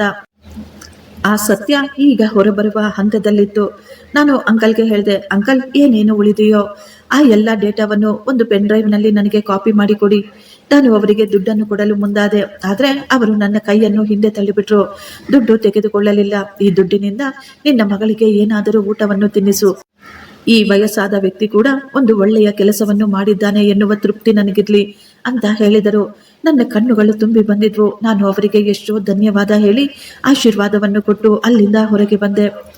ನನ್ನ ಗಂಡನ ಸಾವು ಯಾವುದೇ ಆಕ್ಸಿಡೆಂಟ್ ಆಗಿರ್ಲಿಲ್ಲ, ಅವರು ಯಾವುದೋ ದೊಡ್ಡ ಜಾಲದಲ್ಲಿ ಸಿಕ್ಕಿ ಹಾಕಿಕೊಂಡಿದ್ರು. ಇದೇ ಸಣ್ಣ ಸಣ್ಣ ಆಧಾರಗಳು ನನ್ನನ್ನು ಆ ಜಾಲದ ಕಡೆ ಕರೆದುಕೊಂಡು ಹೋಗ್ತಾ ಇದ್ವು. ನಾನು ಪೆನ್ ಡ್ರೈವ್ ಅನ್ನು ಗಟ್ಟಿಯಾಗಿ ಹಿಡಿದುಕೊಂಡಿದ್ದೆ. ನನಗೆ ಆ ಮನೆಯಲ್ಲಿ ಹೋಗಲು ಧೈರ್ಯ ಸಾಕಾಗ್ಲಿಲ್ಲ. ಆ ಮನುಷ್ಯನ ಭಯ ಇನ್ನು ನನ್ನ ಒಳಗೆ ತುಂಬಿಕೊಂಡಿತ್ತು. ಆದ್ದರಿಂದಲೇ ನಾನು ನನ್ನ ಮಗಳನ್ನು ಎತ್ತಿಕೊಂಡು ಅಲ್ಲೇ ಹತ್ತಿರ ಇರುವ ಒಂದು ಸಣ್ಣ ಪಾರ್ಕಿಗೆ ಹೋದೆ. ನಾನು ಅಲ್ಲೇ ಮರದ ಕೆಳಗೆ ಕುಳಿತುಕೊಂಡಿದ್ದೆ. ನನ್ನ ಮಗು ನನ್ನ ಮಡಿಲಿನಲ್ಲಿ ನೆಮ್ಮದಿಯಾಗಿ ಮಲಗಿತ್ತು. ನಾನು ನನ್ನ ಮಗಳ ತಲೆಯ ಮೇಲೆ ಪ್ರೀತಿಯಿಂದ ಕೈಯನ್ನು ಆಡಿಸುತ್ತಾ ತುಂಬಾ ದೀರ್ಘವಾಗಿ ಆಲೋಚಿಸುತ್ತಿದ್ದೆ. ಗೋಡನ್ 19 ಶುಕ್ರವಾರ ಇಂಡಸ್ಟ್ರಿಯಲ್ ಏರಿಯಾದ ಆ ಲೊಕೇಶನ್ಗಳು, ಇಷ್ಟಕ್ಕೂ ಇವುಗಳು ಮತ್ತು ಶಂಕರ್ನ ಸಾವಿಗೆ ಏನು ಸಂಬಂಧ? ಎಲ್ಲದಕ್ಕಿಂತ ದೊಡ್ಡ ವಿಷಯ, ಅವನು ತನ್ನ ಫೋನಿನಲ್ಲಿ ಇವೆಲ್ಲವನ್ನು ಯಾಕೆ ಬಚ್ಚಿಟ್ಟಿದ್ದ? ನಾನು ಈಗ ನನ್ನ ಹಳೆಯ ನೆನಪುಗಳನ್ನು ನೆನೆಸ್ಕೊಳ್ತಾ ಇದ್ದೆ. ನನ್ನ ಗಂಡನ ಸಾವಿನ ಕೆಲವು ತಿಂಗಳ ಮೊದಲಿನಿಂದಲೂ ನಡೆದ ಸಣ್ಣ ಪುಟ್ಟ ಎಲ್ಲ ಮಾತುಕತೆ ನೆನೆಸಿಕೊಳ್ತಾ ಇದ್ದೆ. ನನಗೆ ಈಗ ಅರ್ಥವಾಗಿತ್ತು, ಬಹುಶಃ ಮೊದಲೇ ಸಾವಿನ ಸಣ್ಣ ಪುಟ್ಟ ಕುರುಹುಗಳು ಸಿಕ್ಕಿದ್ವು. ಆದರೆ ನಾನು ಪ್ರೀತಿಯಲ್ಲಿ ಎಷ್ಟೊಂದು ಕುರುಡಲಾಗಿ ಬಿಟ್ಟಿದ್ದೆ ಅಂದ್ರೆ ನನಗೆ ಇದರ ಅರಿವೇ ಇರಲಿಲ್ಲ. ನನಗೆ ಈಗ ಚೆನ್ನಾಗಿ ನೆನಪಾಗ್ತಾ ಇತ್ತು. ರಾತ್ರಿಯಲ್ಲಿ ಶಂಕರ್ ಒಬ್ಬರೇ ಬಾಲ್ಕನಿಗೆ ಹೋಗಿ ತುಂಬಾ ನಿಧಾನವಾಗಿ ಯಾರ ಜೊತೆನೋ ಮಾತನಾಡ್ತಾ ಇದ್ರು. ನಾನು ಏನಾದರೂ ಕೇಳಿದ್ರೆ ಅವರು ಹೇಳ್ತಾ ಇದ್ರು ಆಫೀಸಿನ ಕೆಲಸ ಅಂತ. ಆದ್ರೆ ಅವರ ಧ್ವನಿ ಯಾವಾಗಲೂ ಒಂದು ರೀತಿಯ ಗಾಬರಿ ಕಾಣಿಸ್ತಾ ಇತ್ತು. ಒಂದು ರಾತ್ರಿ ನಾನು ಅವರ ಕೆಲವು ಮಾತುಗಳನ್ನು ಕೇಳಿಸಿಕೊಂಡಿದ್ದೆ. ಅವರು ಹೇಳ್ತಾ ಇದ್ರು, ಇಲ್ಲ ಇದು ತುಂಬಾ ದೊಡ್ಡ ರಿಸ್ಕ್, ನಾವು ಇನ್ನೊಂದು ದಾರಿಯನ್ನು ಹುಡುಕಬೇಕು. ನಾನು ಅವರನ್ನು ಕೇಳಿದ್ರೆ ಅವರು ಮಾತನ್ನು ಬದಲಾಯಿಸಿ ಹೇಳಿದ್ರು, ಷೇರು ಮಾರ್ಕೆಟ್ ನಲ್ಲಿ ನಷ್ಟ ಬಂದಿದೆ. ನಂತರ ಅವರ ಬಿಸ್ನೆಸ್ ಟ್ರಿಪ್ಗಳು ಕೂಡ ತುಂಬಾ ಹೆಚ್ಚಾಗಿ ಬಿಟ್ಟಿದ್ವು. ಒಮ್ಮೆ ಪುಣೆ ಹೋಗ್ತಾ ಇದ್ದೀನಿ ಅಂತ ಹೇಳಿದ್ರೆ ಇನ್ನೊಮ್ಮೆ ಡೆಲ್ಲಿ ಹೋಗ್ತಾ ಇದ್ದೀನಿ ಅಂತ ಹೇಳ್ತಾ ಇದ್ರು. ಒಂದು ಬಾರಿ ಅವರು ಟ್ರಿಪ್ಪಿನಿಂದ ವಾಪಸ್ ಬಂದಾಗ ಅವರ ಬಟ್ಟೆಗಳಲ್ಲಿ ಯಾವುದೇ ಪರ್ಫ್ಯೂಮ್ ವಾಸನೆ ಬರ್ತಾ ಇರ್ಲಿಲ್ಲ. ಅವರ ಬಟ್ಟೆಗಳಲ್ಲಿ ಫ್ಯಾಕ್ಟರಿಯ ಆಯಿಲ್ನ ವಾಸನೆ ಗಾಢವಾಗಿ ಬರ್ತಾ ಇತ್ತು.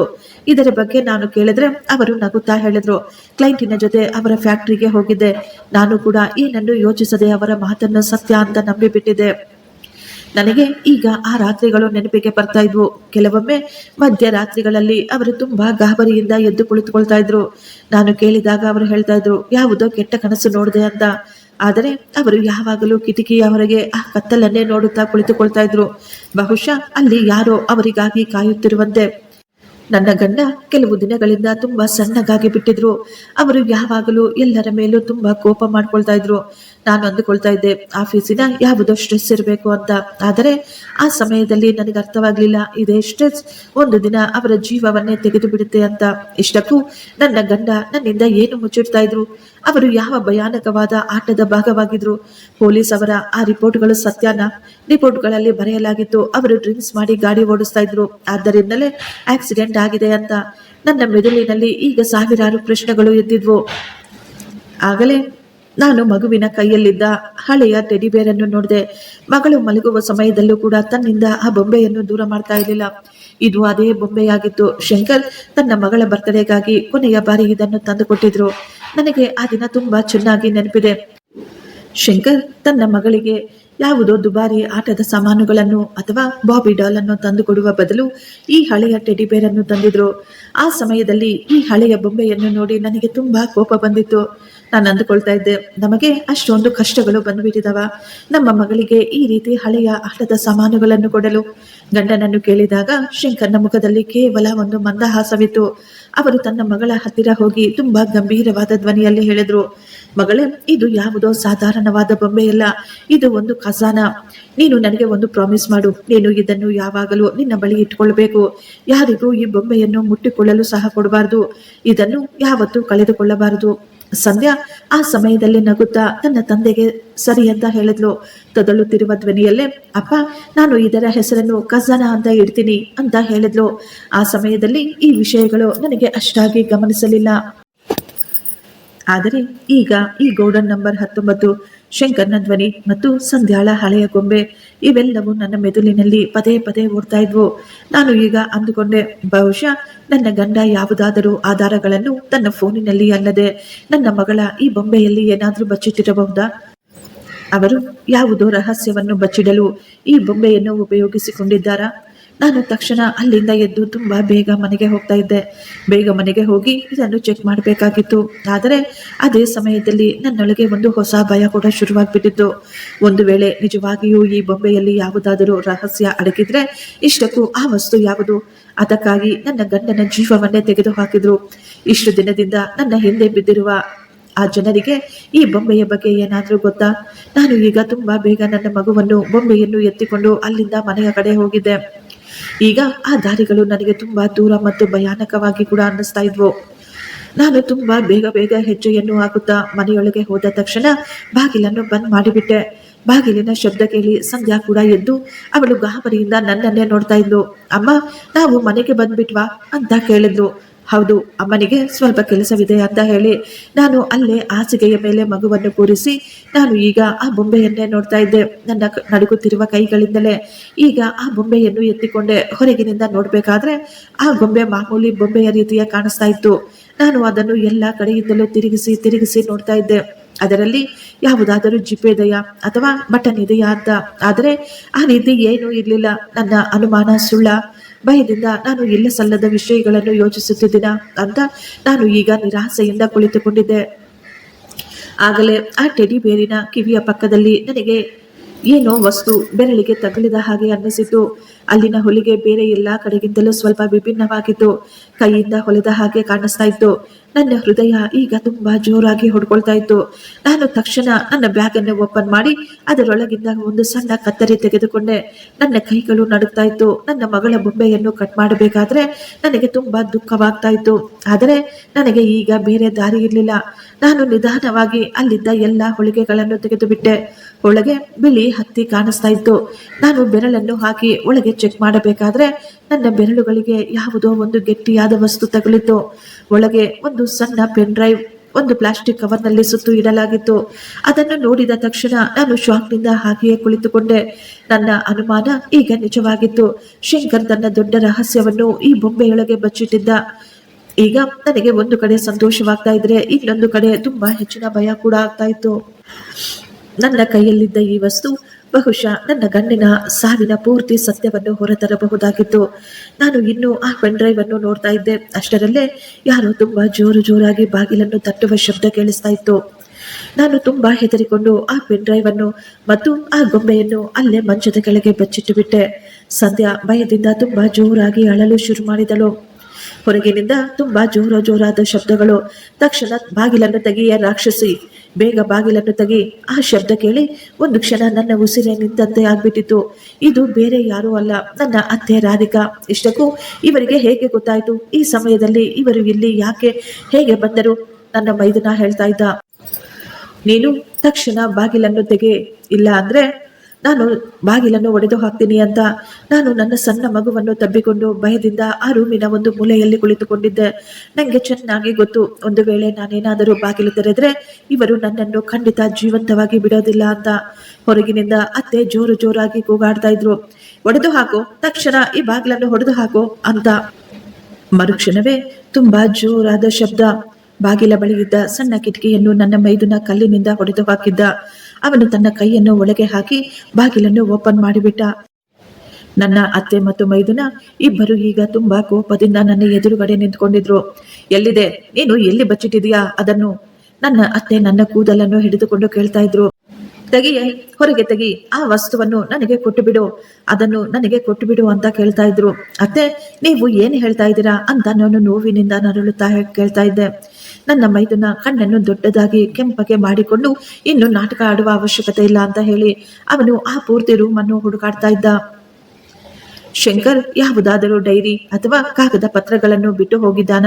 ಅವುಗಳನ್ನು ತಕ್ಷಣ ನಮ್ಮ ಕೈಗೆ ಕೊಟ್ಟುಬಿಡು, ಇಲ್ಲದಿದ್ದರೆ ಈ ದಿನ ನೀನು ಮತ್ತು ನಿನ್ನ ಮಗಳು ಇಬ್ಬರನ್ನು ನಾವು ಜೀವಂತವಾಗಿ ಉಳಿಸೋದಿಲ್ಲ ಅಂತ ಹೇಳ್ತಾ ಇದ್ರು. ನನಗೆ ಈಗ ಪೂರ್ತಿಯಾಗಿ ಅರ್ಥವಾಗಿ ಬಿಟ್ಟಿತ್ತು. ಇವರುಗಳು ನನ್ನನ್ನು ಅಥವಾ ತಮ್ಮ ಮೊಮ್ಮಗಳನ್ನು ಮನೆಗೆ ಕರೆದುಕೊಂಡು ಹೋಗಲು ಬಂದಿರಲಿಲ್ಲ. ಇವರಿಗೆ ಕೇವಲ ಆ ಆಧಾರಗಳು ಬೇಕಾಗಿತ್ತು. ಶಂಕರ್ ನಮಗಾಗಿ ಬಿಟ್ಟು ಹೋದ ಆ ವಸ್ತುಗಳು ಬೇಕಾಗಿತ್ತು. ನನ್ನ ಮೈದುನ ಮನೆಯ ಎಲ್ಲಾ ಸಾಮಾನುಗಳನ್ನು ಈಗ ಆ ಕಡೆ ಈ ಕಡೆ ತೆಗೆದು ಬಿಸಾಕ್ತಾ ಇದ್ದ. ಅವರಿಬ್ಬರು ಈಗ ನಮ್ಮ ಮೇಲೆ ಎರಗಿದ್ದರು. ನಮಗನ್ನಿಸ್ತಾ ಇತ್ತು ಈ ದಿನ ನನ್ನ ಕೊನೆಯ ದಿನ, ಇನ್ನು ನಾವು ಉಳಿಯೋದಿಲ್ಲ ಅಂತ. ಆಗಲೇ ಬಾಗಿಲಿನ ಬಳಿ ಒಂದು ಉದ್ದವಾದ ನೆರಳು ಬಂದು ನಿಂತಿತ್ತು. ಆ ನೆರಳನ್ನು ನೋಡಿ ರಾಧಿಕಾ ಅವರು ಮತ್ತು ನನ್ನ ಮೈದುನ ಹಾಗೆಯೇ ಶಾಕ್ನಿಂದ ನಿಂತು ಬಿಟ್ರು. ಅವರು ಹಿಂದೆ ತಿರುಗಿ ನೋಡಿದಾಗ ಅವರ ಹಿಂದೆ ಅದೇ ವ್ಯಕ್ತಿ ನಿಂತುಕೊಂಡಿದ್ದ. ಅವನ ಹಣೆಯ ಮೇಲೆ ದೊಡ್ಡ ಚಾಕುವಿನ ಗಾಯವಿತ್ತು. ಆ ವ್ಯಕ್ತಿ ಏನನ್ನೂ ಮಾತನಾಡದೆ ಸೈಲೆಂಟ್ ಆಗಿ ಬಾಗಿಲಿನ ಬಳಿ ನಿಂತುಕೊಂಡಿದ್ದ. ಅವನ ಕಣ್ಣುಗಳು ಪೂರ್ತಿ ರೂಮಿನಲ್ಲೆಲ್ಲ ನೋಡುತ್ತಾ ಕೊನೆಗೆ ನನ್ನನ್ನೇ ನೋಡುತ್ತಿದ್ದವು. ಅವನ ಮುಖದ ಮೇಲೆ ಯಾವುದೇ ರೀತಿಯ ಭಾವನೆಗಳು ಕಾಣಿಸ್ತಾ ಇರಲಿಲ್ಲ. ಆದರೆ ಆ ವ್ಯಕ್ತಿ ಬಾಗಿಲಿನ ಬಳಿ ಬಂದ ತಕ್ಷಣ ಅತ್ತೆ ಮತ್ತು ಮೈದುನ ಎಷ್ಟೊಂದು ಭಯ ಪಡ್ತಾ ಇದ್ರು. ನನ್ನ ಕೋಪಿಷ್ಟಿ ಭಯಾನಕವಾದ ಅತ್ತೆ ಕೂಡ ಅವನ ಮುಖವನ್ನು ನೋಡಿ ಒಂದು ಕ್ಷಣ ಹೆದರಿಕೊಂಡು ಬಿಟ್ಟಿದ್ದಳು. ನನ್ನ ಮೈದುನ ರವಿ ನಡುಗುವ ಧ್ವನಿಯಲ್ಲೇ ನೀನು ಯಾರು ಅಂತ ಕೇಳ್ತಾ ಇದ್ದ. ಆ ವ್ಯಕ್ತಿ ಏನು ಉತ್ತರ ಕೊಡ್ಲಿಲ್ಲ. ಆ ವ್ಯಕ್ತಿ ನೇರವಾಗಿ ರೂಮಿನ ಒಳಗೆ ಬಂದ್ರು. ಅವನ ಕಣ್ಣುಗಳು ನಮ್ಮ ಮೇಲೆಯೇ ನಿಂತಿದ್ವು. ಅವರು ಈಗ ಅವರನ್ನು ನೋಡಿ ಹೇಳಿದ್ರು, ಈ ವಸ್ತು ನಿನ್ನದಲ್ಲ, ಇಲ್ಲಿಂದ ಸೈಲೆಂಟ್ ಆಗಿ ಹೊರಟು ಹೋಗು. ರಾಧಿಕಾ ಅವರು ಮತ್ತು ರವಿ ಇಬ್ಬರು ಒಬ್ಬರನ್ನೊಬ್ಬರು ನೋಡಿಕೊಳ್ತಾ ಇದ್ರು. ಅವರ ಧೈರ್ಯ, ಕೋಪ ಎಲ್ಲವೂ ಒಂದೇ ಕ್ಷಣದಲ್ಲೇ ಮಾಯವಾಗಿ ಬಿಟ್ಟಿತು. ಅಪರಿಚಿತ ವ್ಯಕ್ತಿಯ ಭಯ ಎಷ್ಟಿತ್ತು ಅಂದ್ರೆ ಅವರಿಬ್ಬರು ಒಂದೇ ಒಂದು ಮಾತು ಕೂಡ ಮಾತನಾಡದೆ ಅಲ್ಲಿಂದ ಸೈಲೆಂಟ್ ಆಗಿ ಹೊರಟು ಹೋದರು. ಈಗ ಅಲ್ಲಿ ನಿಶ್ಶಬ್ದ ಆವರಿಸಿತ್ತು. ಆ ವ್ಯಕ್ತಿ ಈಗ ನನ್ನನ್ನೇ ನೋಡ್ತಾ ಇದ್ರು. ಅವರು ಒಂದೇ ಒಂದು ಮಾತು ಕೂಡ ಮಾತನಾಡಲಿಲ್ಲ. ಅವರು ಸೈಲೆಂಟ್ ಆಗಿ ಹಿಂದೆ ತಿರುಗಿ ಅಲ್ಲಿಂದ ಹೊರಟು ಹೋದರು. ನಾನು ಅಲ್ಲೇ ನೆಲದ ಮೇಲೆ ಕುಳಿತುಕೊಂಡು ನನ್ನ ಮಗುವನ್ನು ತಬ್ಬಿಕೊಂಡು ಅಳುತ್ತಿರುವ ಮಗುವನ್ನು ಸಮಾಧಾನ ಮಾಡ್ತಾ ಇದ್ದೆ. ನಾನು ನನ್ನ ಅತ್ತೆಯ ಕೈಯಿಂದೇನೋ ತಪ್ಪಿಸಿಕೊಂಡಿದ್ದೆ. ಆದರೆ ಈಗ ನಾನು ಯಾವುದೋ ದೊಡ್ಡ ಜಾಲದಲ್ಲಿ ಸಿಕ್ಕಿ ಹಾಕಿಕೊಂಡಿದ್ದೇನೆ. ಇಷ್ಟಕ್ಕೂ ಈ ವ್ಯಕ್ತಿ ಯಾರು? ಅವನು ನನ್ನ ಪ್ರಾಣವನ್ನು ಯಾಕೆ ಉಳಿಸಿದ? ಅವನಿಗೆ ಈ ಪೆನ್ ಡ್ರೈವ್ ಬಗ್ಗೆ ಹೇಗೆ ಗೊತ್ತು? ಇದು ಈಗ ಯಾವುದೇ ಆಧಾರವಾಗಿರ್ಲಿಲ್ಲ. ಇದು ನಮ್ಮ ಜೀವಕ್ಕೆ ಕುತ್ತಾಗಿತ್ತು. ಇದರ ಹಿಂದೆ ನನ್ನ ಅತ್ತೆ ಮನೆಯವರು ಮತ್ತು ಎಷ್ಟೋ ಭಯಾನಕವಾದ ಜನ ಕೂಡ ಬಿದ್ದಿದ್ರು ಅಂತ ನನಗಂತೂ ಗೊತ್ತಾಗ್ಲಿಲ್ಲ. ಅವರೆಲ್ಲ ಹೋದ ನಂತರ ಆ ಸಣ್ಣ ರೂಮು ಕೂಡ ಈಗ ನನಗೆ ಜೈಲಿನ ರೀತಿ ಅನ್ನಿಸ್ತಾ ಇತ್ತು. ಈಗ ಇಲ್ಲಿ ಒಂದೇ ಒಂದು ನಿಮಿಷ ಕೂಡ ಇರುವುದು ನಮಗೆ ಸುರಕ್ಷಿತವಲ್ಲ ಅಂತ ನನಗನ್ನಿಸ್ತಾ ಇತ್ತು. ಆದರೆ ಈ ಮಧ್ಯರಾತ್ರಿ ನನ್ನ ಮಗುವನ್ನು ಎತ್ತಿಕೊಂಡು ನಾನು ಎಲ್ಲಿಗೆ ಹೋಗ್ಬೇಕು ಅಂತ ಮಾತ್ರ ನನಗೆ ಗೊತ್ತಾಗ್ಲಿಲ್ಲ. ಆಗಲೇ ನನ್ನ ತಲೆಯಲ್ಲಿ ಒಂದು ಮುಖ ಕಾಣಿಸಿತ್ತು. ದೊಡ್ಡ ದೊಡ್ಡ ಮೀಸೆಗಳು, ಕಠಿಣವಾದ ಮುಖ ಮತ್ತು ಕಣ್ಣುಗಳಲ್ಲಿ ಯಾವಾಗಲೂ ನಿಷ್ಠೆ. ಇನ್ಸ್ಪೆಕ್ಟರ್ ಅಭಿಜಿತ್ ಅವರು ನಮ್ಮ ತಂದೆಯ ತುಂಬಾ ಒಳ್ಳೆಯ ಸ್ನೇಹಿತರಾಗಿದ್ರು. ಅಪ್ಪನ ಸಾವಿನ ನಂತರ ಎಲ್ಲ ಕೆಲಸಗಳನ್ನು ಅವರೇ ಸಂಭಾಳಿಸಿದ್ದರು.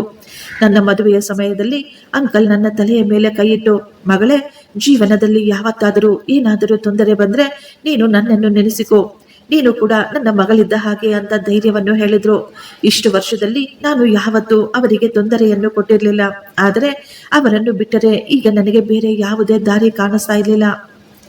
ನನಗೆ ಅನ್ನಿಸ್ತಾ ಇತ್ತು ಕೇವಲ ಅವರೊಬ್ಬರೇ ನನ್ನನ್ನು ಇದರಿಂದ ಹೊರಗೆ ತರಬಲ್ಲರು ಅಂತ. ನಾನು ನನ್ನ ಮೊಬೈಲ್ನಿಂದ ಅವರಿಗೆ ಫೋನನ್ನು ಮಾಡಲಿಲ್ಲ. ನನಗೆ ಪೂರ್ತಿ ನಂಬಿಕೆ ಇತ್ತು ನನ್ನ ಮೊಬೈಲನ್ನು ಇವರು ಖಂಡಿತ ಟ್ರ್ಯಾಕ್ ಮಾಡಿರ್ತಾರೆ ಅಂತ. ನಾನು ಈಗ ಕಾಯುತ್ತಿದ್ದೆ, ಯಾವಾಗ ರಾತ್ರಿ ಆಗುತ್ತೆ, ಎಲ್ಲರೂ ಮಲಗಿ ಬಿಡ್ತಾರೆ, ಊರೆಲ್ಲ ನಿಶ್ಶಬ್ದವಾಗುತ್ತೆ ಅಂತ. ಮಧ್ಯರಾತ್ರಿ ಎಲ್ಲರೂ ಮಲಗಿದ ನಂತರ ನಾನು ಬೇಗ ಬೇಗ ನನ್ನ ಕೆಲವೊಂದು ಬಟ್ಟೆಗಳನ್ನು, ವಸ್ತುಗಳನ್ನು ಬ್ಯಾಗಿನಲ್ಲಿ ಇಟ್ಟುಕೊಂಡೆ. ಆ ಪೆನ್ ಡ್ರೈವ್ ಅನ್ನು ಮತ್ತೆ ಬೊಂಬೆಯಲ್ಲಿ ವಾಪಸ್ಸು ಇಟ್ಟು ಅದನ್ನು ನೀಟಾಗಿ ಒಲೆದು ಬಿಟ್ಟೆ. ಸಂಧ್ಯಾಳನ್ನು ಎತ್ತಿಕೊಂಡು ನಾನು ತುಂಬಾ ಬೇಗ ಆ ಮನೆಯನ್ನು, ಆ ಬೀದಿಗಳನ್ನು ಬಿಟ್ಟು ಬಿಟ್ಟಿದ್ದೆ. ನಾನು ತುಂಬಾ ಹುಷಾರಾಗಿ ಗೋಡೆಯ ಪಕ್ಕದಲ್ಲಿಯೇ ತುಂಬಾ ನಿಧಾನವಾಗಿ ಒಂದು ಮೂಲೆಯಲ್ಲಿ ನಡೆಯುತ್ತಾ ಮೈನ್ ರೋಡಿಗೆ ಬಂದೆ. ಒಂದು ಟ್ಯಾಕ್ಸಿಯನ್ನು ಹಿಡಿದುಕೊಂಡು ಅಭಿಜಿತ್ ಅಂಕಲ್ ಅವರ ಮನೆಯ ಅಡ್ರೆಸ್ ಅನ್ನು ಹೇಳ್ಬಿಟ್ಟೆ. ಅವರ ಮನೆ ನಗರದ ಮತ್ತೊಂದು ಕಡೆ ಪೊಲೀಸ್ ಕಾಲೋನಿಯಲ್ಲಿತ್ತು. ದಾರಿಯುದ್ದಕ್ಕೂ ನಾನು ಪದೇ ಪದೇ ಹಿಂದೆ ತಿರುಗಿ ಚೆಕ್ ಮಾಡ್ತಾ ಇದ್ದೆ, ಯಾರಾದರೂ ನಮ್ಮ ಟ್ಯಾಕ್ಸಿಯ ಹಿಂದೆ ಬರ್ತಾ ಇದ್ದಾರಾ ಅಂತ. ಸ್ವಲ್ಪ ಸಮಯದ ನಂತರ ಟ್ಯಾಕ್ಸಿ ಅಂಕಲ್ ಅವರ ಮನೆಯ ಮುಂದೆ ಬಂದು ನಿಂತಿತ್ತು. ನಾನು ನಡುಗುತ್ತಿರುವ ಕೈಗಳಿಂದಲೇ ಡೋರ್ ಬೆಲ್ ಅನ್ನು ಪ್ರೆಸ್ ಮಾಡಿದಾಗ ಸ್ವಲ್ಪ ಹೊತ್ತಿನಲ್ಲೇ ಬಾಗಿಲು ಓಪನ್ ಆಗಿತ್ತು. ನನ್ನ ಎದುರುಗಡೆ ಅಂಕಲ್ ನಿಂತುಕೊಂಡಿದ್ದರು. ನನ್ನನ್ನು ಆ ಸ್ಥಿತಿಯಲ್ಲಿ ನೋಡಿ ಅವರು ತುಂಬಾ ಗಾಬರಿ ಪಟ್ಟಿದ್ರು. ಸುಧಾ, ನೀನು ಈ ಸಮಯದಲ್ಲಿ? ಅವರು ತಕ್ಷಣ ನನ್ನನ್ನು ಮನೆಯೊಳಗೆ ಕರೆದುಕೊಂಡು ಬಾಗಿಲನ್ನು ಮುಚ್ಚಿಬಿಟ್ರು. ಅವರ ಹೆಂಡತಿ ಸುಶೀಲಾ ಅವರು ಕೂಡ ಎದ್ದು ಬಂದು ಬಿಟ್ರು. ಸಂಧ್ಯಾಳನ್ನು ನೋಡಿ ಅವರ ಕಣ್ಣುಗಳು ತುಂಬಿ ಬಂದಿದ್ವು. ಇಷ್ಟು ಸಣ್ಣ ಮಗುವಿಗೆ ಇದೆಂತ ಶಿಕ್ಷೆ ಕೊಡ್ತಾ ಇದ್ದಾರೆ ಅಂತ ಅವರು ಅಳುತ್ತಾ ಮಗುವನ್ನು ಎತ್ತಿಕೊಂಡು ಒಳಗೆ ಹೋದರು. ಅಭಿಜಿತ್ ಅಂಕಲ್ ನನಗೆ ಹೇಳಿದ್ರು, ಮೊದಲು ನೀನು ಆರಾಮವಾಗಿ ಕುಳಿತುಕೋ, ಸ್ವಲ್ಪ ಬಿಸಿ ನೀರನ್ನು ಕುಡಿ ಮತ್ತು ಸ್ವಲ್ಪ ಬಿಸಿ ಬಿಸಿ ಕಾಫಿ ಕುಡಿ ಅಂತ ಹೇಳಿದ್ರು. ಈಗ ನೀನು ನನಗೆ ಎಲ್ಲ ಮಾತುಗಳನ್ನು ವಿವರವಾಗಿ ಹೇಳು, ಒಂದೇ ಒಂದು ಮಾತನ್ನು ಸಹ ಮುಚ್ಚಿಡಬೇಡ ಅಂತ ಹೇಳಿದ್ರು. ನಾನು ಸ್ವಲ್ಪ ನೀರನ್ನು ಕುಡಿದು ನಂತರ ಸ್ವಲ್ಪ ಕಾಫಿಯನ್ನು ಕುಡಿದೆ. ನನಗೆ ಈಗ ಎಷ್ಟೋ ಧೈರ್ಯ ಬಂದಂತಾಗಿತ್ತು. ನಾನು ಅಳುತ್ತಾ ಅವರಿಗೆ ಎಲ್ಲ ಮಾತುಗಳನ್ನು ಹೇಳಿಬಿಟ್ಟೆ. ಶಂಕರ್ನ ಸಾವು, ಅತ್ತೆಯ ಕಠಿಣತೆ, ಆ ಮುರಿದ ಫೋನು, GPS ಲೊಕೇಶನ್ಗಳು, ಆ ಗುರುತು ಇರುವ ವ್ಯಕ್ತಿ, ಅಷ್ಟು ಮಾತ್ರವಲ್ಲ ಆ ಬೊಂಬೆಯಲ್ಲಿ ಬಚ್ಚಿಟ್ಟಿದ್ದಂತಹ ಪೆನ್ ಡ್ರೈವ್. ಅಂಕಲ್ ಎಲ್ಲ ಮಾತುಗಳನ್ನು ನೀಟಾಗಿ ಗಮನವಿಟ್ಟು ಕೇಳಿಸಿಕೊಳ್ತಾ ಇದ್ರು. ನನ್ನ ಎಲ್ಲ ಮಾತು ಪೂರ್ತಿಯಾದ ತಕ್ಷಣ ಅಂಕಲ್ ಹೇಳಿದ್ರು, ಸುಧಾ, ನನಗೆ ಮೊದಲೇ ಅನ್ನಿಸ್ತಾ ಇತ್ತು ಶಂಕರ್ನ ಸಾವು ಇದು ಯಾವುದೇ ಆಕ್ಸಿಡೆಂಟ್ ಅಲ್ಲ ಅಂತ. ಈ ವಿಷಯಗಳು ತುಂಬಾ ಭಯಾನಕವಾಗಿದ್ದಾವೆ. ಈ ಪೆನ್ ಡ್ರೈವ್ ನಲ್ಲಿ ಏನೋ ಸತ್ಯ ಅಡಗಿದೆ ಅಂತ ಹೇಳುತ್ತಾ ಅವರು ಈಗ ನನ್ನನ್ನೇ ನೋಡಿ, ಮೊದಲು ನಿನ್ನನ್ನು ಮತ್ತು ಮಗುವನ್ನು ಯಾವುದಾದರೂ ಸುರಕ್ಷಿತವಾದ ಸ್ಥಳದಲ್ಲಿ ಇಡಬೇಕು. ನಗರದಿಂದ ಹೊರಗೆ ನನಗೆ ಒಂದು ಫಾರ್ಮ್ ಹೌಸ್ ಇದೆ, ಅದರ ಬಗ್ಗೆ ಯಾರಿಗೂ ಏನೂ ಗೊತ್ತಿಲ್ಲ. ನೀವಿಬ್ಬರು ಅಲ್ಲೇ ಇರಿ, ಉಳಿದಿದ್ದೆಲ್ಲವನ್ನು ನಾನು ಸಂಭಾಳಿಸುತ್ತೀನಿ ಅಂತ ಹೇಳಿದರು. ಅವರ ಮಾತು ಕೇಳಿ ನನಗನ್ನಿಸ್ತಾ ಇತ್ತು, ನನ್ನ ಮನಸ್ಸಿನೊಳಗಿದ್ದ ಭಾರ ಈಗ ಕಡಿಮೆಯಾಗೋಯ್ತು ಅಂತ. ಮೊಟ್ಟ ಮೊದಲ ಬಾರಿ ನನಗೆ ಅನ್ನಿಸಿತು ಈ ಹೋರಾಟದಲ್ಲಿ ನಾನು ಒಂಟಿಯಾಗಿಲ್ಲ ಅಂತ. ಅದೇ ರಾತ್ರಿ ನಾವುಗಳು ಅಲ್ಲಿಂದ ಬೇರೆ ಕಡೆಗೆ ಹೊರಟು ಬಿಟ್ಟೆವು. ಆ ತೋಟದಲ್ಲಿ ಇದ್ದ ಆ ಜಾಗ ತುಂಬಾ ಸುರಕ್ಷಿತವಾಗಿದೆ ಅಂತ ನನಗನ್ನಿಸ್ತಾ ಇತ್ತು. ಮನೆಯಲ್ಲಿ ಎಲ್ಲ ರೇಷನ್ ಇದೆ, ನೀವಿಬ್ಬರು ಇಲ್ಲೇ ಆರಾಮವಾಗಿರಿ ಅಂತ ಹೇಳಿ ಅವರು ತಮ್ಮ ಬಳಿ ಇದ್ದ ಒಂದು ಲ್ಯಾಪ್ಟಾಪ್ ಅನ್ನು ತೆಗೆದು, ಇಷ್ಟಕ್ಕೂ ಶಂಕರ್ ತನ್ನ ಜೀವ ಕೊಟ್ಟು ಏನನ್ನು ಉಳಿಸಬೇಕು ಅಂತ ಪ್ರಯತ್ನ ಪಟ್ಟ, ನೋಡೋಣ ಬಾ ಅಂತ ಈಗ ಲ್ಯಾಪ್ಟಾಪ್ ನಲ್ಲಿ ಪೆನ್ ಡ್ರೈವ್ ಅನ್ನು ಹಾಕಿದ್ರು. ಲ್ಯಾಪ್ಟಾಪ್ ನಲ್ಲಿ ಈಗ ಎಲ್ಲವೂ ಕಾಣಿಸ್ತಾ ಇತ್ತು. ಅಂಕಲ್ ಹೇಳ್ತಾ ಇದ್ರು, ಶಂಕರ್ ತುಂಬಾ ಬುದ್ಧಿವಂತನಿದ್ದಾನೆ, ಅವನು ಪ್ರತಿಯೊಂದಕ್ಕೂ ಪಾಸ್ವರ್ಡ್ ಅನ್ನು ಇಟ್ಟುಕೊಂಡಿದ್ದಾನೆ. ಇಷ್ಟಕ್ಕೂ ನಿನಗೆ ಗೊತ್ತಾ ಪಾಸ್ವರ್ಡ್ ಏನು ಅಂತ? ನಾನು ಹೇಳಿದೆ, ಬಹುಶಃ ಮಗುವಿನ ಬರ್ತ್ಡೇ ಇರಬಹುದು. ಅದನ್ನು ಹಾಕಿದಾಗ ಅದು ರಾಂಗ್ ಪಾಸ್ವರ್ಡ್ ಅಂತ ತೋರಿಸ್ತಾ ಇತ್ತು. ನಂತರ ಮದುವೆಯ ತಾರೀಕು ಕೂಡ ತಪ್ಪು ಅಂತ ತೋರಿಸ್ತಾ ಇತ್ತು. ಶಂಕರ್ನ ಗಾಡಿ ನಂಬರ್, ಅವನ ಹೆಸರು, ನಮಗೆ ತೋಚಿದ ಎಲ್ಲವನ್ನು ಟ್ರೈ ಮಾಡ್ತಾ ಇದ್ವಿ, ಆದರೆ ಯಾವುದು ಓಪನ್ ಆಗಲಿಲ್ಲ. ನಾವುಗಳು ಈಗ ತುಂಬಾ ಬೇಜಾರು ಮಾಡಿಕೊಂಡು ಕುಳಿತುಕೊಂಡಿದ್ವಿ. ಆಗಲೇ ಪದೇ ಪದೇ ಶಂಕರ್ ಹೇಳುತ್ತಿದ್ದ ಆ ಒಂದು ಮಾತು ನನಗೆ ನೆನಪಿಗೆ ಬಂದಿತ್ತು. ಅವರು ಯಾವಾಗಲೂ ಹೇಳ್ತಾ ಇದ್ರು, ನಾನು ಯಾವಾಗಲೂ ನಿನ್ನ ಜೊತೆ ಇರ್ತೀನಿ ಅಂತ. ನಾವು ಈಗ ಅದೇ ಮಾತನ್ನು ಟೈಪ್ ಮಾಡಿದಾಗ ಲಾಕ್ ಓಪನ್ ಆಗಿಬಿಟ್ಟಿತ್ತು. ಆ ಫೈಲ್ನಲ್ಲಿ ತುಂಬಾ ದೊಡ್ಡ ಭಯಾನಕವಾದ ಅಂಡರ್ವರ್ಲ್ಡ್ ಸಿಂಡಿಕೇಟ್ನ ಎಲ್ಲ ರಹಸ್ಯಗಳು ಇದ್ದವು. ಹವಾಲಾ ದುಡ್ಡು, ದೊಡ್ಡ ದೊಡ್ಡ ನಾಯಕರಿಗೆ ಕೊಟ್ಟಂತಹ ಲಂಚ, ಅಕ್ರಮವಾಗಿ ಸಾಗಿಸುತ್ತಿದ್ದ ವೆಪನ್ಸ್, ಪೂರ್ತಿ ಡೀಟೇಲ್ ಅದರಲ್ಲಿ ಬರೆಯಲಾಗಿತ್ತು. ಸುಮಾರು 500 ಕೋಟಿಗಿಂತಲೂ ತುಂಬಾ ಹೆಚ್ಚಾಗಿತ್ತು. ಅದರಲ್ಲಿ ನಗರದ ತುಂಬಾ ದೊಡ್ಡ ದೊಡ್ಡ ಹೆಸರುವಾಸಿಯಾದ ಜನರ ಹೆಸರುಗಳು ಸಹ ಇದ್ವು. ಅವರನ್ನು ನೋಡಿ ಜನ, ಈ ಪೂರ್ತಿ ಪ್ರಪಂಚ ಎಷ್ಟೋ ಗೌರವ ಕೊಡುತ್ತಿದ್ದರು. ಆಡಿಯೋ ಫೈಲ್ನಲ್ಲಿ ಶಂಕರ್ನ ಧ್ವನಿ ಕೇಳಿಸ್ತಾ ಇತ್ತು. ಶಂಕರ್ ಹೇಳ್ತಾ ಇದ್ದ, ಇನ್ನು ಮುಂದೆ ನನ್ನಿಂದ ಈ ಕೆಲಸ ಮಾಡಲು ಸಾಧ್ಯವಿಲ್ಲ, ದಯವಿಟ್ಟು ನನ್ನ ಹೆಂಡತಿ ಮತ್ತು ಮಗುವನ್ನು ಬಿಟ್ಟುಬಿಡಿ ಅಂತ. ಆದರೆ ಎದುರುಗಡೆ ಒಂದು ಭಯಾನಕವಾದ ನಗು ಕೇಳಿಸ್ತಾ ಇತ್ತು. ಶಂಕರ್, ನೀನು ಈ ಆಟದಲ್ಲಿ ಬಂದು ಬಿಟ್ಟಿದೀಯಾ, ಈಗ ಇಲ್ಲಿಂದ ಹೊರಗೆ ಹೋಗಲು ನಿನಗೆ ಯಾವುದೇ ದಾರಿ ಇಲ್ಲ. ನೀನೇನಾದರೂ ಎಲ್ಲಾದರೂ ಬಾಯಿ ಬಿಟ್ರೆ ನಿನ್ನ ಪರಿವಾರದ ಶವಗಳು ಕೂಡ ನಿನಗೆ ಸಿಗೋದಿಲ್ಲ. ಈ ಮಾತು ಕೇಳಿದ ತಕ್ಷಣ ನನ್ನ ಕಾಲ ಕೆಳಗಿನ ಭೂಮಿ ಕುಸಿದಂತೆ ಆಗ್ಬಿಟ್ಟಿತ್ತು. ಈ ಭಾರವನ್ನು ಇಷ್ಟು ದಿನ ಶಂಕರ್ ಒಬ್ಬರೇ ಹೊರ್ತಾ ಇದ್ರು. ಅವರು ನನಗೆ ಮೋಸ ಮಾಡ್ತಾ ಇರಲಿಲ್ಲ. ಅವರು ನನ್ನನ್ನು ಮತ್ತು ಮಗುವನ್ನು ಕಾಪಾಡಲು ಪ್ರತಿದಿನ ಈ ನರಕದಲ್ಲಿ ಜೀವಿಸುತ್ತಿದ್ದರು. ಆದರೆ ಇಷ್ಟಕ್ಕೂ ಅವರು ಈ ದಾರಿಯಲ್ಲಿ ಯಾಕೆ ಬಂದ್ರು ಅನ್ನುವ ಪ್ರಶ್ನೆ ಈಗ ನನ್ನಲ್ಲಿ ಕಾಡ್ತಾ ಇತ್ತು. ಇನ್ನೊಂದು ಫೈಲ್ನಲ್ಲಿ ಕೆಲವೊಂದು ಫೋಟೋಗಳು ಇದ್ವು. ಆ ಫೋಟೋಗಳಲ್ಲಿ ನನ್ನ ಅತ್ತೆ ರಾಧಿಕಾ ಅವರು ದೊಡ್ಡ ದೊಡ್ಡ ಕ್ಯಾಸಿನೋದಲ್ಲಿ ಕುಳಿತುಕೊಂಡು ಜೂಜಾಡುತ್ತಾ ಕಾಣಿಸುತ್ತಿದ್ದರು. ಜೊತೆಯಲ್ಲಿ ಕೆಲವೊಂದು ಪೇಪರ್ಗಳು, ಅದರ ಮೇಲೆ ಅವರ ಸೈನ್ ಕೂಡ ಇತ್ತು. ರಾಧಿಕಾ ಅವರ ಮೇಲೆ ಸುಮಾರು 5 ಕೋಟಿ ರೂಪಾಯಿಯ ಸಾಲವಿತ್ತು. ಈ ಸಾಲ ಬೇರೆ ಯಾರ ಬಳಿಯೂ ಅಲ್ಲ, ಅಂಡರ್ವರ್ಲ್ಡ್ ಸಿಂಡಿಕೇಟ್ನ ಜೊತೆ ಇತ್ತು. ಈಗ ನನ್ನ ಮುಂದೆ ಎಲ್ಲ ಸತ್ಯ ಬಂದಿತ್ತು. ನನ್ನ ಅತ್ತೆ ತನ್ನನ್ನು ತಾನು ತುಂಬಾ ಒಳ್ಳೆಯವಳು, ಸಂಸ್ಕಾರವಂತರು ಅಂತ ಹೇಳಿಕೊಳ್ತಾ ಇದ್ರು. ಆದರೆ ಆಕೆ ಜೂಜಾಟದಲ್ಲಿ ಯಾವ ರೀತಿ ಸಿಲುಕಿಕೊಂಡಿದ್ರು ಅಂದ್ರೆ ಆಕೆಯಿಂದ ಪೂರ್ತಿ ಪರಿವಾರ ಹಾಳಾಗಿ ಹೋಗಿತ್ತು. ತನ್ನ ಅಮ್ಮನ ಪ್ರಾಣವನ್ನು ಮಾನವನ್ನು ಉಳಿಸಲು ಶಂಕರ್ ಬೇರೆ ದಾರಿ ಇಲ್ಲದೆ ಆ ಸಿಂಡಿಕೇಟ್ಗಾಗಿ ಕೆಲಸ ಮಾಡಬೇಕಾಗಿತ್ತು. ಆದರೆ ಈ ವಿಷಯಗಳು ತುಂಬಾ ಅತಿಯಾದಾಗ ಶಂಕರ್ಗೆ ಅನ್ನಿಸ್ತಾ ಇತ್ತು, ಇದರಿಂದ ನನ್ನ ಹೆಂಡತಿ ಮತ್ತು ಮಗುವಿನ ಜೀವಕ್ಕೆ ಕೂಡ ತೊಂದರೆ ಇದೆ ಅಂತ. ಅವರಿಗೆ ವಿರುದ್ಧ ಪೊಲೀಸರಿಗೆ ಕೊಡಲು ಎಲ್ಲ ಸಾಕ್ಷ್ಯಗಳನ್ನು ಒಟ್ಟು ಸೇರಿಸಿದ್ದ ಶಂಕರ್. ಆದರೆ ಶಂಕರ್ ಏನಾದರೂ ಮಾಡುವ ಮೊದಲೇ ಅವರು ಶಂಕರ್ನನ್ನು ಅವರ ದಾರಿಯಿಂದ ದೂರ ಮಾಡಿಬಿಟ್ಟಿದ್ರು. ಇದೆಲ್ಲವನ್ನು ನೋಡಿ ನಾನು ತುಂಬಾ ಜೋರಾಗಿ ಅಳಲು ಶುರು ಮಾಡಿದೆ. ನನಗೆ ಈಗ ನನ್ನ ಅತ್ತೆಯ ಮೇಲೆ ತುಂಬಾ ಕೋಪ ಬರ್ತಾ ಇತ್ತು. ಆಕೆ ತನ್ನ ಕೆಟ್ಟ ಅಭ್ಯಾಸಗಳಿಂದ ತನ್ನ ಮಗನ ಪ್ರಾಣವನ್ನು ಬಳಿ ಕೊಟ್ಟು ಬಿಟ್ಟಿದ್ಲು. ಅಂಕಲ್ ಈಗ ನನ್ನ ತಲೆಯ ಮೇಲೆ ಕೈ ಇಟ್ಟಿದ್ರು. ಅವರ ಕಣ್ಣುಗಳಲ್ಲಿ ಕೋಪ ಕಾಣಿಸ್ತಾ ಇತ್ತು. ಸುಧಾ, ಈಗ ಇದು ಕೇವಲ ನಿನ್ನ ಪರಿವಾರದ ವಿಷಯ ಮಾತ್ರವಲ್ಲ, ಇದು ದೇಶದ ಸುರಕ್ಷತೆಯ ವಿಷಯ. ಇವರು ಗೆದ್ದಲಿನ ಹಾಗೆ ಪೂರ್ತಿ ಸಮಾಜವನ್ನು ಹಾಳು ಮಾಡಿಬಿಡ್ತಾರೆ. ನಾನು ಇವರನ್ನು ಖಂಡಿತ ಬಿಡೋದಿಲ್ಲ ಅಂತ ಹೇಳುತ್ತಾ ಅವರು ತಮ್ಮ ಫೋನ್ ಅನ್ನು ಓಪನ್ ಮಾಡಿ, ನನ್ನ ಡಿಪಾರ್ಟ್ಮೆಂಟ್ನ ಆಫೀಸರ್ಗಳ ಜೊತೆ ಮಾತನಾಡಬೇಕು, ನೀನು ಇಲ್ಲೇ ಇರು ಅಂತ ಹೇಳಿ ಅವರು ಹೊರಗೆ ಹೊರಟು ಹೋದರು.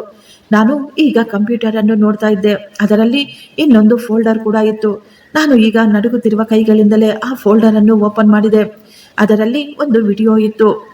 ಬಹುಶಃ ಯಾವುದೋ ಬಚ್ಚಿಟ್ಟಿರುವ ಕ್ಯಾಮೆರಾಯಿಂದ ಅದನ್ನು ರೆಕಾರ್ಡ್ ಮಾಡಲಾಗಿದೆ ಅಂತ ನನಗೆ ಅನ್ನಿಸ್ತಾ ಇತ್ತು. ವಿಡಿಯೋದಲ್ಲಿ ಶಂಕರ್ ಒಂದು ದೊಡ್ಡ ಐಷಾರಾಮಿ ಆಫೀಸಿನಲ್ಲಿ ತುಂಬಾ ಹೆದರಿಕೊಂಡು ಒಂದು ಮೂಲೆಯಲ್ಲಿ ನಿಂತುಕೊಂಡಿದ್ದ. ಅವನ ಎದುರುಗಡೆ ತುಂಬಾ ಸುಂದರವಾದ ಒಬ್ಬ ಯುವತಿ ಕುಳಿತುಕೊಂಡಿದ್ದಳು. ಅವಳು ಆರಾಮವಾಗಿ ಸಿಗರೇಟ್ ಕುಡಿಯುತ್ತಾ ಟೇಬಲ್ ಮೇಲೆ ಕುಳಿತಿದ್ಲು. ಶಂಕರ್ ಆಕೆಯ ಮುಂದೆ ದುಡ್ಡನ್ನು ತುಂಬಿಸಿದ ಒಂದು ಬ್ಯಾಗ್ ಅನ್ನು ಇಟ್ಟು, ಮೇಡಮ್, ಇದು ಮೊದಲ ಕಂತು, ದಯವಿಟ್ಟು ನನಗೆ ಸ್ವಲ್ಪ ಟೈಮನ್ನು ಕೊಡಿ ಸಾಕು ಅಂತ ಕೇಳಿಕೊಳ್ತಾ ಇದ್ದ. ಆ ಮಹಿಳೆ ತುಂಬಾ ಕೋಪದಿಂದ ಆ ಬ್ಯಾಗ್ ಅನ್ನು ನೆಲದ ಮೇಲೆ ಬಿಸಾಕಿ ಜೋರಾಗಿ ಕೂಗಾಡ್ತಾ ಇದ್ರು. ನನಗೆ ಈ ದುಡ್ಡಿನಿಂದ ಏನೂ ಆಗ್ಬೇಕಾಗಿಲ್ಲ. ನೀನು ನನ್ನ ಅಪ್ಪನನ್ನು ಮುಟ್ಟಾಳ ಅಂತ ಅಂದುಕೊಂಡು ಬಿಟ್ಟಿದೀಯಾ? ಶುಕ್ರವಾರ ಗೋಡೌನ್ ನಂಬರ್ 19ರಲ್ಲಿ ಆ ಮಾಲು ಹೋಗಿ ಸೇರ್ಲಿಲ್ಲ ಅಂದ್ರೆ ನಿನ್ನ ಮಗಳನ್ನು ನಾನು ನನ್ನ ಕೈಯಾರೆ ಜೀವಂತವಾಗಿ ಸುಟ್ಟು ಹಾಕ್ತೀನಿ. ಅಷ್ಟರಲ್ಲೇ ವಿಡಿಯೋ ಕೂಡ ಮುಗಿದು ಹೋಗಿತ್ತು. ಇದನ್ನು ನೋಡಿ ನನಗೆ ತುಂಬಾ ಕೋಪ ಬರ್ತಾ ಇತ್ತು. ನನ್ನ ರಕ್ತವೆಲ್ಲ ಕುದಿಯುತ್ತಿತ್ತು. ಇವಳೇನಾ ತನುಷಾ, ಆ ದೊಡ್ಡ ಮಾಫಿಯಾ ಡಾನ್ ಅವರ ಮಗಳು? ಇವಳೇ ನನ್ನ ಗಂಡನ ಜೀವವನ್ನು ನರಕವನ್ನಾಗಿ ಮಾಡಿಬಿಟ್ಟಿದ್ಲು. ಆಗಲೇ ಅಂಕಲ್ ಮತ್ತೆ ರೂಮಿಗೆ ಬಂದಿದ್ರು. ಅವರ ಮುಖದ ಮೇಲೆ ಎಷ್ಟೊಂದು ಟೆನ್ಷನ್ ಕಾಣಿಸ್ತಾ ಇತ್ತು. ಅವರು ಹೇಳ್ತಾ ಇದ್ರು, ನಾನು ಎನ್ಕ್ವೈರಿ ಮಾಡಿದ್ದೀನಿ. ಆ ವ್ಯಕ್ತಿ ಸಣ್ಣ ಪುಟ್ಟ ಗೂಂಡ ಏನೂ ಅಲ್ಲ, ಇವನೊಬ್ಬ ದೊಡ್ಡ ಡಾನ್. ಇವನನ್ನು ಈ ದಿನದ ತನಕ ಯಾರೂ ಹಿಡಿಯಲಾಗಲಿಲ್ಲ. ಅಂಕಲ್, ಈಗ ನಾವೇನು ಮಾಡಬೇಕು ಅಂತ ಕೇಳಿದಾಗ ಅವರು ನನ್ನನ್ನೇ ನೋಡುತ್ತಾ ಹೇಳಿದ್ರು, ನಾವು ಇವರ ಜಾಲದಲ್ಲಿ ಇವರನ್ನೇ ಸಿಕ್ಕಿ ಹಾಕಿಸಲು ಪ್ರಯತ್ನ ಪಡೋಣ. ಆದರೆ ಅಂತ ಹೇಳುತ್ತಾ ಅವರು ತಮ್ಮ ಪೂರ್ತಿ ಪ್ಲಾನ್ ಅನ್ನು ನನಗೆ ಈಗ ಅರ್ಥ ಮಾಡಿಸಿದ್ದರು. ನಾವು ಪೊಲೀಸ್ನವರ ಮುಖಾಂತರ ಶಂಕರ್ ಹೆಂಡತಿಯ ಬಳಿ ಒಂದು ಡೈರಿ ಇದೆ ಅಂತ ಎಲ್ಲರಿಗೂ ವಿಷಯವನ್ನು ಹರಡಿಸೋಣ. ಇದರಲ್ಲಿ ಅವರ ಎಲ್ಲ ರಹಸ್ಯಗಳು ಬರೆಯಲಾಗಿದೆ ಅಂತ ಹೇಳಿಬಿಡೋಣ ಅಂತ ಹೇಳ್ತಾ ಇದ್ರು. ಸತ್ಯ ಹೇಳಬೇಕು ಅಂದ್ರೆ ಆ ರೀತಿಯ ಯಾವುದೇ ಡೈರಿ ನನ್ನ ಬಳಿ ಇರಲಿಲ್ಲ. ಅಂಡರ್ವರ್ಲ್ಡ್ ಜನ ಡಿಜಿಟಲ್ ಸಾಕ್ಷ್ಯಗಳನ್ನು ಬಿಟ್ಟು ಕಾಗದ ಪತ್ರಗಳ ಮೇಲೆ ತುಂಬಾ ನಂಬಿಕೆ ಇಟ್ಟಿರುತ್ತಾರೆ. ಅವರಿಗೆ ಅನ್ನಿಸುತ್ತೆ ನಮ್ಮ ಬಳಿ ತುಂಬಾ ದೊಡ್ಡ ಆಧಾರವಿದೆ ಅಂತ. ಅಂಕಲ್ ಹೇಳಿದ ಪ್ರಕಾರ ನಾನು ನನ್ನ ಜೀವವನ್ನು ಪಣಕ್ಕೆ ಇಟ್ಟು ಆ ಕೆಲಸವನ್ನು ಮಾಡಲು ಮುಂದಾದೆ. ನಾನು ಈಗ ಮಾಲ್ಗಳು, ಪಾರ್ಕ್ಗಳು ಅಂತ ಹೊರಗೆ ಓಡಾಡ್ತಾ ಇದ್ದೆ. ಪೊಲೀಸ್ನವರು ಸಿವಿಲ್ ಡ್ರೆಸ್ಸಿನಲ್ಲಿ ನನ್ನ ಹಿಂದೆಯೇ ಓಡಾಡ್ತಾ ಇದ್ರು. ನಾನು ಬೇಕಂತಲೇ ನನ್ನ ಕೈಯಲ್ಲಿ ಒಂದು ಕಪ್ಪು ಡೈರಿಯನ್ನು ಹಿಡಿದುಕೊಂಡು ಓಡಾಡ್ತಾ ಇದ್ದೆ. ಕೆಲವೇ ದಿನಗಳಲ್ಲಿ ನನ್ನ ಈ ಪ್ಲಾನ್ ಸಕ್ಸಸ್ ಆಗಿಬಿಟ್ಟಿತ್ತು. ಒಂದು ದಿನ ಆ ಮಾಲ್ನಲ್ಲಿ ನಾನು ಸಂಧ್ಯಾಗೆ ಫ್ರೆಂಚ್ ಫ್ರೈಸ್ ಅನ್ನು ತಿನ್ನಿಸುತ್ತಿರಬೇಕಾದರೆ ಆಗಲೇ ತನುಷಾ ನನ್ನ ಎದುರುಗಡೆ ಬಂದು ಕುಳಿತುಕೊಂಡಳು. ಅವಳು ಕಪ್ಪು ಕನ್ನಡಕವನ್ನು ಹಾಕಿಕೊಂಡು ಬಂದಿದ್ಲು. ಅವಳ ಮುಖದ ಮೇಲೆ ಒಂದು ಭಯಾನಕವಾದ ವಿಚಿತ್ರವಾದ ನಗು ಕೂಡ ಇತ್ತು. ಅವಳು ಹೇಳ್ತಾ ಇದ್ಲು, ಸುಧಾ, ನಾವು ಸ್ವಲ್ಪ ಸಮಯ ಪರ್ಸನಲ್ ಆಗಿ ಮಾತನಾಡಬಹುದಾ? ನಾನು ತಕ್ಷಣ ಸಂಧ್ಯಾಳನ್ನು ತಬ್ಬಿಕೊಂಡು ಹೇಳಿದೆ, ನಿನ್ನ ಜೊತೆ ನಾನು ಮಾತನಾಡೋದಿಲ್ಲ ಅಂತ. ಆಕೆ ಹೇಳ್ತಾ ಇದ್ರು, ನನಗೆ ಚೆನ್ನಾಗಿ ಗೊತ್ತು ಶಂಕರ್ನ ಡೈರಿ ನಿನ್ನ ಬಳಿ ಇದೆ ಅಂತ. ನನ್ನ ಅಪ್ಪನಿಗೆ ಆ ಡೈರಿ ಬೇಕು. ನೀನು ನನಗೆ ಡೈರಿ ಕೊಟ್ರೆ ನಾನು ನಿನಗೆ ಕೋಟ್ಯಾಂತರ ರೂಪಾಯಿ ದುಡ್ಡು ಕೊಡ್ತೀನಿ. ನೀನು ನಿನ್ನ ಮಗಳ ಜೊತೆ ಎಲ್ಲಾದರೂ ಹೋಗಿ ನೆಮ್ಮದಿಯಾಗಿ ಬದುಕಬಹುದು. ನಾನು ಕೇವಲ ಅವಳನ್ನೇ ನೋಡ್ತಾ ಇದ್ದೆ. ನಂತರ ನಾನು ಅವಳನ್ನೇ ಕೇಳಿದೆ, ಇಷ್ಟಕ್ಕೂ ನಿನಗೆ ಆ ಡೈರಿ ಯಾಕೆ ಬೇಕು? ಈ ಮಾತು ಕೇಳಿದ ತಕ್ಷಣ ಆಕೆಯ ಮುಖದಲ್ಲಿ ಇದ್ದಕ್ಕಿದ್ದ ಹಾಗೆ ಕೋಪ ಮತ್ತು ದ್ವೇಷ ಕಾಣಿಸ್ತಾ ಇತ್ತು. ಆಕೆ ನನ್ನ ಬಳಿ ತುಂಬಾ ಹತ್ತಿರ ಬಂದು ಕಿವಿಯಲ್ಲಿ ತುಂಬಾ ನಿಧಾನವಾಗಿ ಹೇಳಿದ್ಲು, ಯಾಕಂದ್ರೆ ನಾನು ನನ್ನ ಅಪ್ಪನನ್ನು ಹಾಳು ಮಾಡಬೇಕು ಅಂತ ಅಂದುಕೊಳ್ತಾ ಇದ್ದೀನಿ. ಆಕೆಯ ಮಾತು ಕೇಳಿ ನಾನು ಶಾಕ್ ಆಗ್ಬಿಟ್ಟಿದ್ದೆ. ಯಾರಾದರೂ ಮಗಳು ತಮ್ಮ ತಂದೆಯನ್ನೇ ಯಾಕೆ ಹಾಳು ಮಾಡಬೇಕು ಅಂತ ಅಂದುಕೊಳ್ತಾಳೆ? ಅವಳು ದ್ವೇಷದಿಂದ ನಗುತ್ತಾ, ನಿನಗೆ ಏನ್ ಅನ್ನಿಸ್ತಾ ಇದೆ? ಒಬ್ಬ ಡಾನ್ ಮಗಳಾಗಿ ನಾನು ತುಂಬಾ ಸಂತೋಷವಾಗಿದ್ದೀನಿ ಅಂತ ನೀನು ಅನ್ಕೊಂಡ್ಯಾ? ನನ್ನ ಅಪ್ಪ ಒಬ್ಬ ರಾಕ್ಷಸ.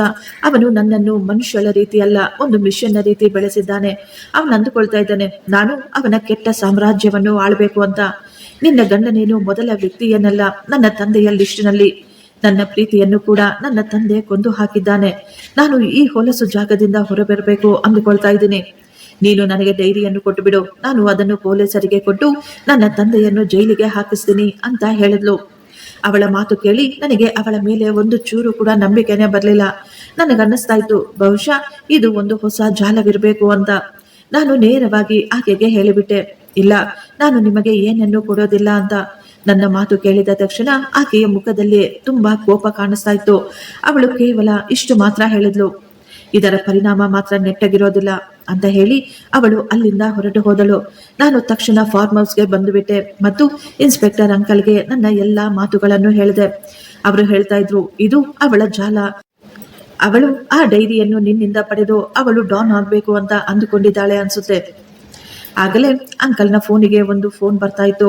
ಕಾಲ್ ಕಟ್ಟಾದ ತಕ್ಷಣ ಅವರ ಮುಖದ ಭಾವನೆ ಪೂರ್ತಿಯಾಗಿ ಬದಲಾಗಿ ಬಿಟ್ಟಿದ್ವು. ಅವರು ನನ್ನನ್ನೇ ನೋಡುತ್ತಾ ಹೇಳಿದ್ರು, ಸುಧಾ, ನಿನ್ನ ಅತ್ತೆ ಈ ಸಮಯದಲ್ಲಿ ಪೊಲೀಸ್ ಸ್ಟೇಷನ್ ಹೊರಗೆ ಕುಳಿತು ಅಳ್ತಾ ಇದ್ದಾರಂತೆ. ಆಕೆ ನಿನ್ನನ್ನು ಒಂದು ಬಾರಿ ಭೇಟಿಯಾಗಬೇಕಂತೆ.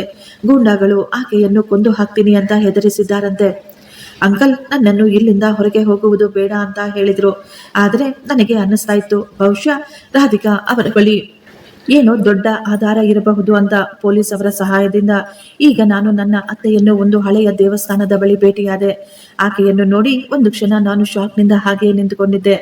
ಆಕೆಯ ಕೂದಲೆಲ್ಲ ಚೆದರಿ ಬಟ್ಟೆಗಳೆಲ್ಲ ಹರಿದಿದ್ವು. ಆಕೆಯ ಪರಿಸ್ಥಿತಿ ಯಾವ ರೀತಿ ಆಗ್ಬಿಟ್ಟಿತ್ತು ಅಂದ್ರೆ ಆಕೆ ಭಿಕ್ಷುಗಳ ರೀತಿ ಕಾಣಿಸ್ತಾ ಇದ್ಲು. ನನ್ನನ್ನು ನೋಡಿದ ತಕ್ಷಣ ಆಕೆ ನನ್ನ ಕಾಲಿಗೆ ಬಿದ್ದು ಜೋರು ಜೋರಾಗಿ ಅಳಲು ಶುರು ಮಾಡಿದ್ಲು. ಸುಧಾ, ದಯವಿಟ್ಟು ನನ್ನನ್ನು ಕ್ಷಮಿಸಿ ಬಿಡಮ್ಮ ಅಂತ ಕೇಳ್ಕೊಳ್ತಾ ಇದ್ಲು. ನನ್ನ ದುರಾಸೆ ನನ್ನ ಮಗನ ಜೀವವನ್ನು ತೆಗೆದು ಬಿಡ್ತು.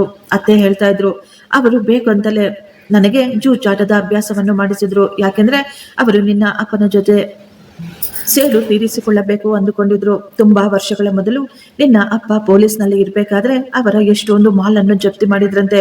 ಇದೆಲ್ಲವೂ ಆ ಶತ್ರುತ್ವದಿಂದಲೇ ಶುರುವಾಗಿರೋದು. ಶಂಕರ್ ಕೇವಲ ಅವರ ಕೈಗೊಂಬೆಯಾಗಿದ್ದ ಅಷ್ಟೇ.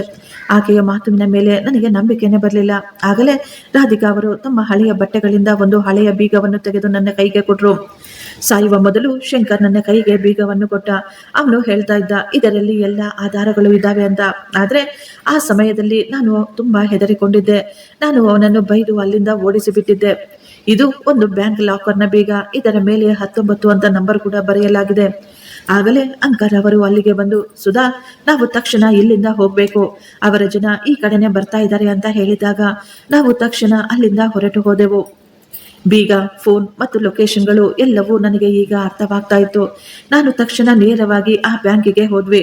ಬ್ಯಾಂಕ್ ನಂಬರ್ 19 ಓಪನ್ ಮಾಡಿಸಿದಾಗ ಒಳಗಡೆ ಯಾವುದೇ ರೀತಿಯ ದುಡ್ಡು ಒಡವೆ ಇರಲಿಲ್ಲ. ಅದರಲ್ಲಿ ಕೇವಲ ನನ್ನ ಮಗಳ ಬಳಿ ಇದ್ದಂತಹ ಅದೇ ರೀತಿಯ ಇನ್ನೊಂದು ಟೆಡಿಬೇರ್ ಇತ್ತು. ನಾನು ಸ್ವಲ್ಪ ಕೂಡ ಯೋಚಿಸದೆ ಅದನ್ನು ಹರಿದು ಹಾಕಿದೆ. ಆದರೆ ಅದರ ಒಳಗಡೆ ಏನೂ ಇರಲಿಲ್ಲ, ಕೇವಲ ಹತ್ತಿ ಮಾತ್ರ ತುಂಬಿಕೊಂಡಿತ್ತು. ಇನ್ಸ್ಪೆಕ್ಟರ್ ತಲೆಯ ಮೇಲೆ ಕೈಯನ್ನು ಹೊತ್ತು ಕುಳಿತುಕೊಂಡ್ರು. ಅಯ್ಯೋ ದೇವ್ರೆ, ಇದರಲ್ಲಿ ಏನೂ ಇಲ್ವಲ್ಲ ಅಂತ. ಆಗಲೇ ನನಗನ್ನಿಸ್ತಾ ಇತ್ತು, ಶಂಕರ್ ನನ್ನನ್ನು ಅಲ್ಲ ಅವರ ಶತ್ರುಗಳನ್ನು ಮುಟ್ಟಾಳರನ್ನಾಗಿ ಮಾಡಿದ್ದಾನೆ. ಬ್ಯಾಂಕಿನಲ್ಲಿ ಇಟ್ಟಂತಹ ಈ ಗೊಂಬೆ ಕೇವಲ ಎಲ್ಲರನ್ನು ದಾರಿ ತಪ್ಪಿಸಲು ಮಾತ್ರ. ನಿಜವಾದ ಡೈರಿ. ನಾನು ತಕ್ಷಣ ಸಂಧ್ಯಾ ಕೈಯಿಂದ ಅವಳ ಗೊಂಬೆಯನ್ನು ತೆಗೆದುಕೊಂಡೆ. ಅದನ್ನು ಹರಿದು ಹಾಕಿದಾಗ ಆ ಹತ್ತಿಯ ಒಳಗಡೆ ಸರಿಯಾಗಿ ಮಧ್ಯದಲ್ಲಿ ಕಪ್ಪು ಬಣ್ಣದ ಒಂದು ಸಣ್ಣ ಡೈರಿ ಇಡಲಾಗಿತ್ತು. ಶಂಕರ್ USB ಮತ್ತು ಡೈರಿಯನ್ನು ಅವನ ಮಗಳ ಬೊಂಬೆಯಲ್ಲೇ ಬಚ್ಚಿಟ್ಟಿದ್ದ. ಆ ಡೈರಿಯಲ್ಲಿ ಅವರು ಮಾಡಿದ ಎಲ್ಲ ದೇಶದ್ರೋಹಿ ಕೆಲಸಗಳು, ಎಲ್ಲ ಕೊಲೆ, ಎಲ್ಲ ಡೀಲ್ ಬಗ್ಗೆ ಪೂರ್ತಿಯಾಗಿ ಬರೆಯಲಾಗಿತ್ತು. ಈಗ ನಮ್ಮ ಕೈಯಲ್ಲಿ ಅವನನ್ನು ಗಲ್ಲಿಗೆ ಏರಿಸಲು ಬೇಕಾದ ಎಲ್ಲ ಆಧಾರ ಇದ್ವು. ನಾವು ಈಗ ನಮ್ಮ ಕೊನೆಯ ಆಟವನ್ನು ಶುರು ಮಾಡಿದ್ವು. ನಾನು ತನಿಷಾಗೆ ಫೋನ್ ಮಾಡಿ, ಡೈರಿ ನನ್ನ ಬಳಿ ಇದೆ, ರಾತ್ರಿ ಸರಿಯಾಗಿ 10 ಗಂಟೆಗೆ ಅದೇ ಗೋಡನ್ ನಂಬರ್ 19ಕ್ಕೆ ತೆಗೆದುಕೊಂಡು ಬರ್ತೀನಿ ಅಂತ ಹೇಳಿದೆ. ಈಗ ರಾತ್ರಿ ಆಗಿತ್ತು. ಆ ಗೋಡನ್ನಲ್ಲಿ ಭಯಾನಕವಾದ ಮೌನ ಆವರಿಸಿತು. ನಾನು ಒಂದು ಖಾಲಿ ಬ್ಯಾಗ್ ಅನ್ನು ಇಟ್ಟುಕೊಂಡು ಅಲ್ಲಿ ನಿಂತುಕೊಂಡಿದ್ದೆ. ನನ್ನ ಅಂಕಲ್ ಮತ್ತು ಎಷ್ಟೊಂದು ಜನ ಪೊಲೀಸ್ನವರು ಬಂದೂಕು ಸಮೇತ ಆ ಕತ್ತಲಲ್ಲಿ ಬಚ್ಚಿಟ್ಕೊಂಡಿದ್ರು.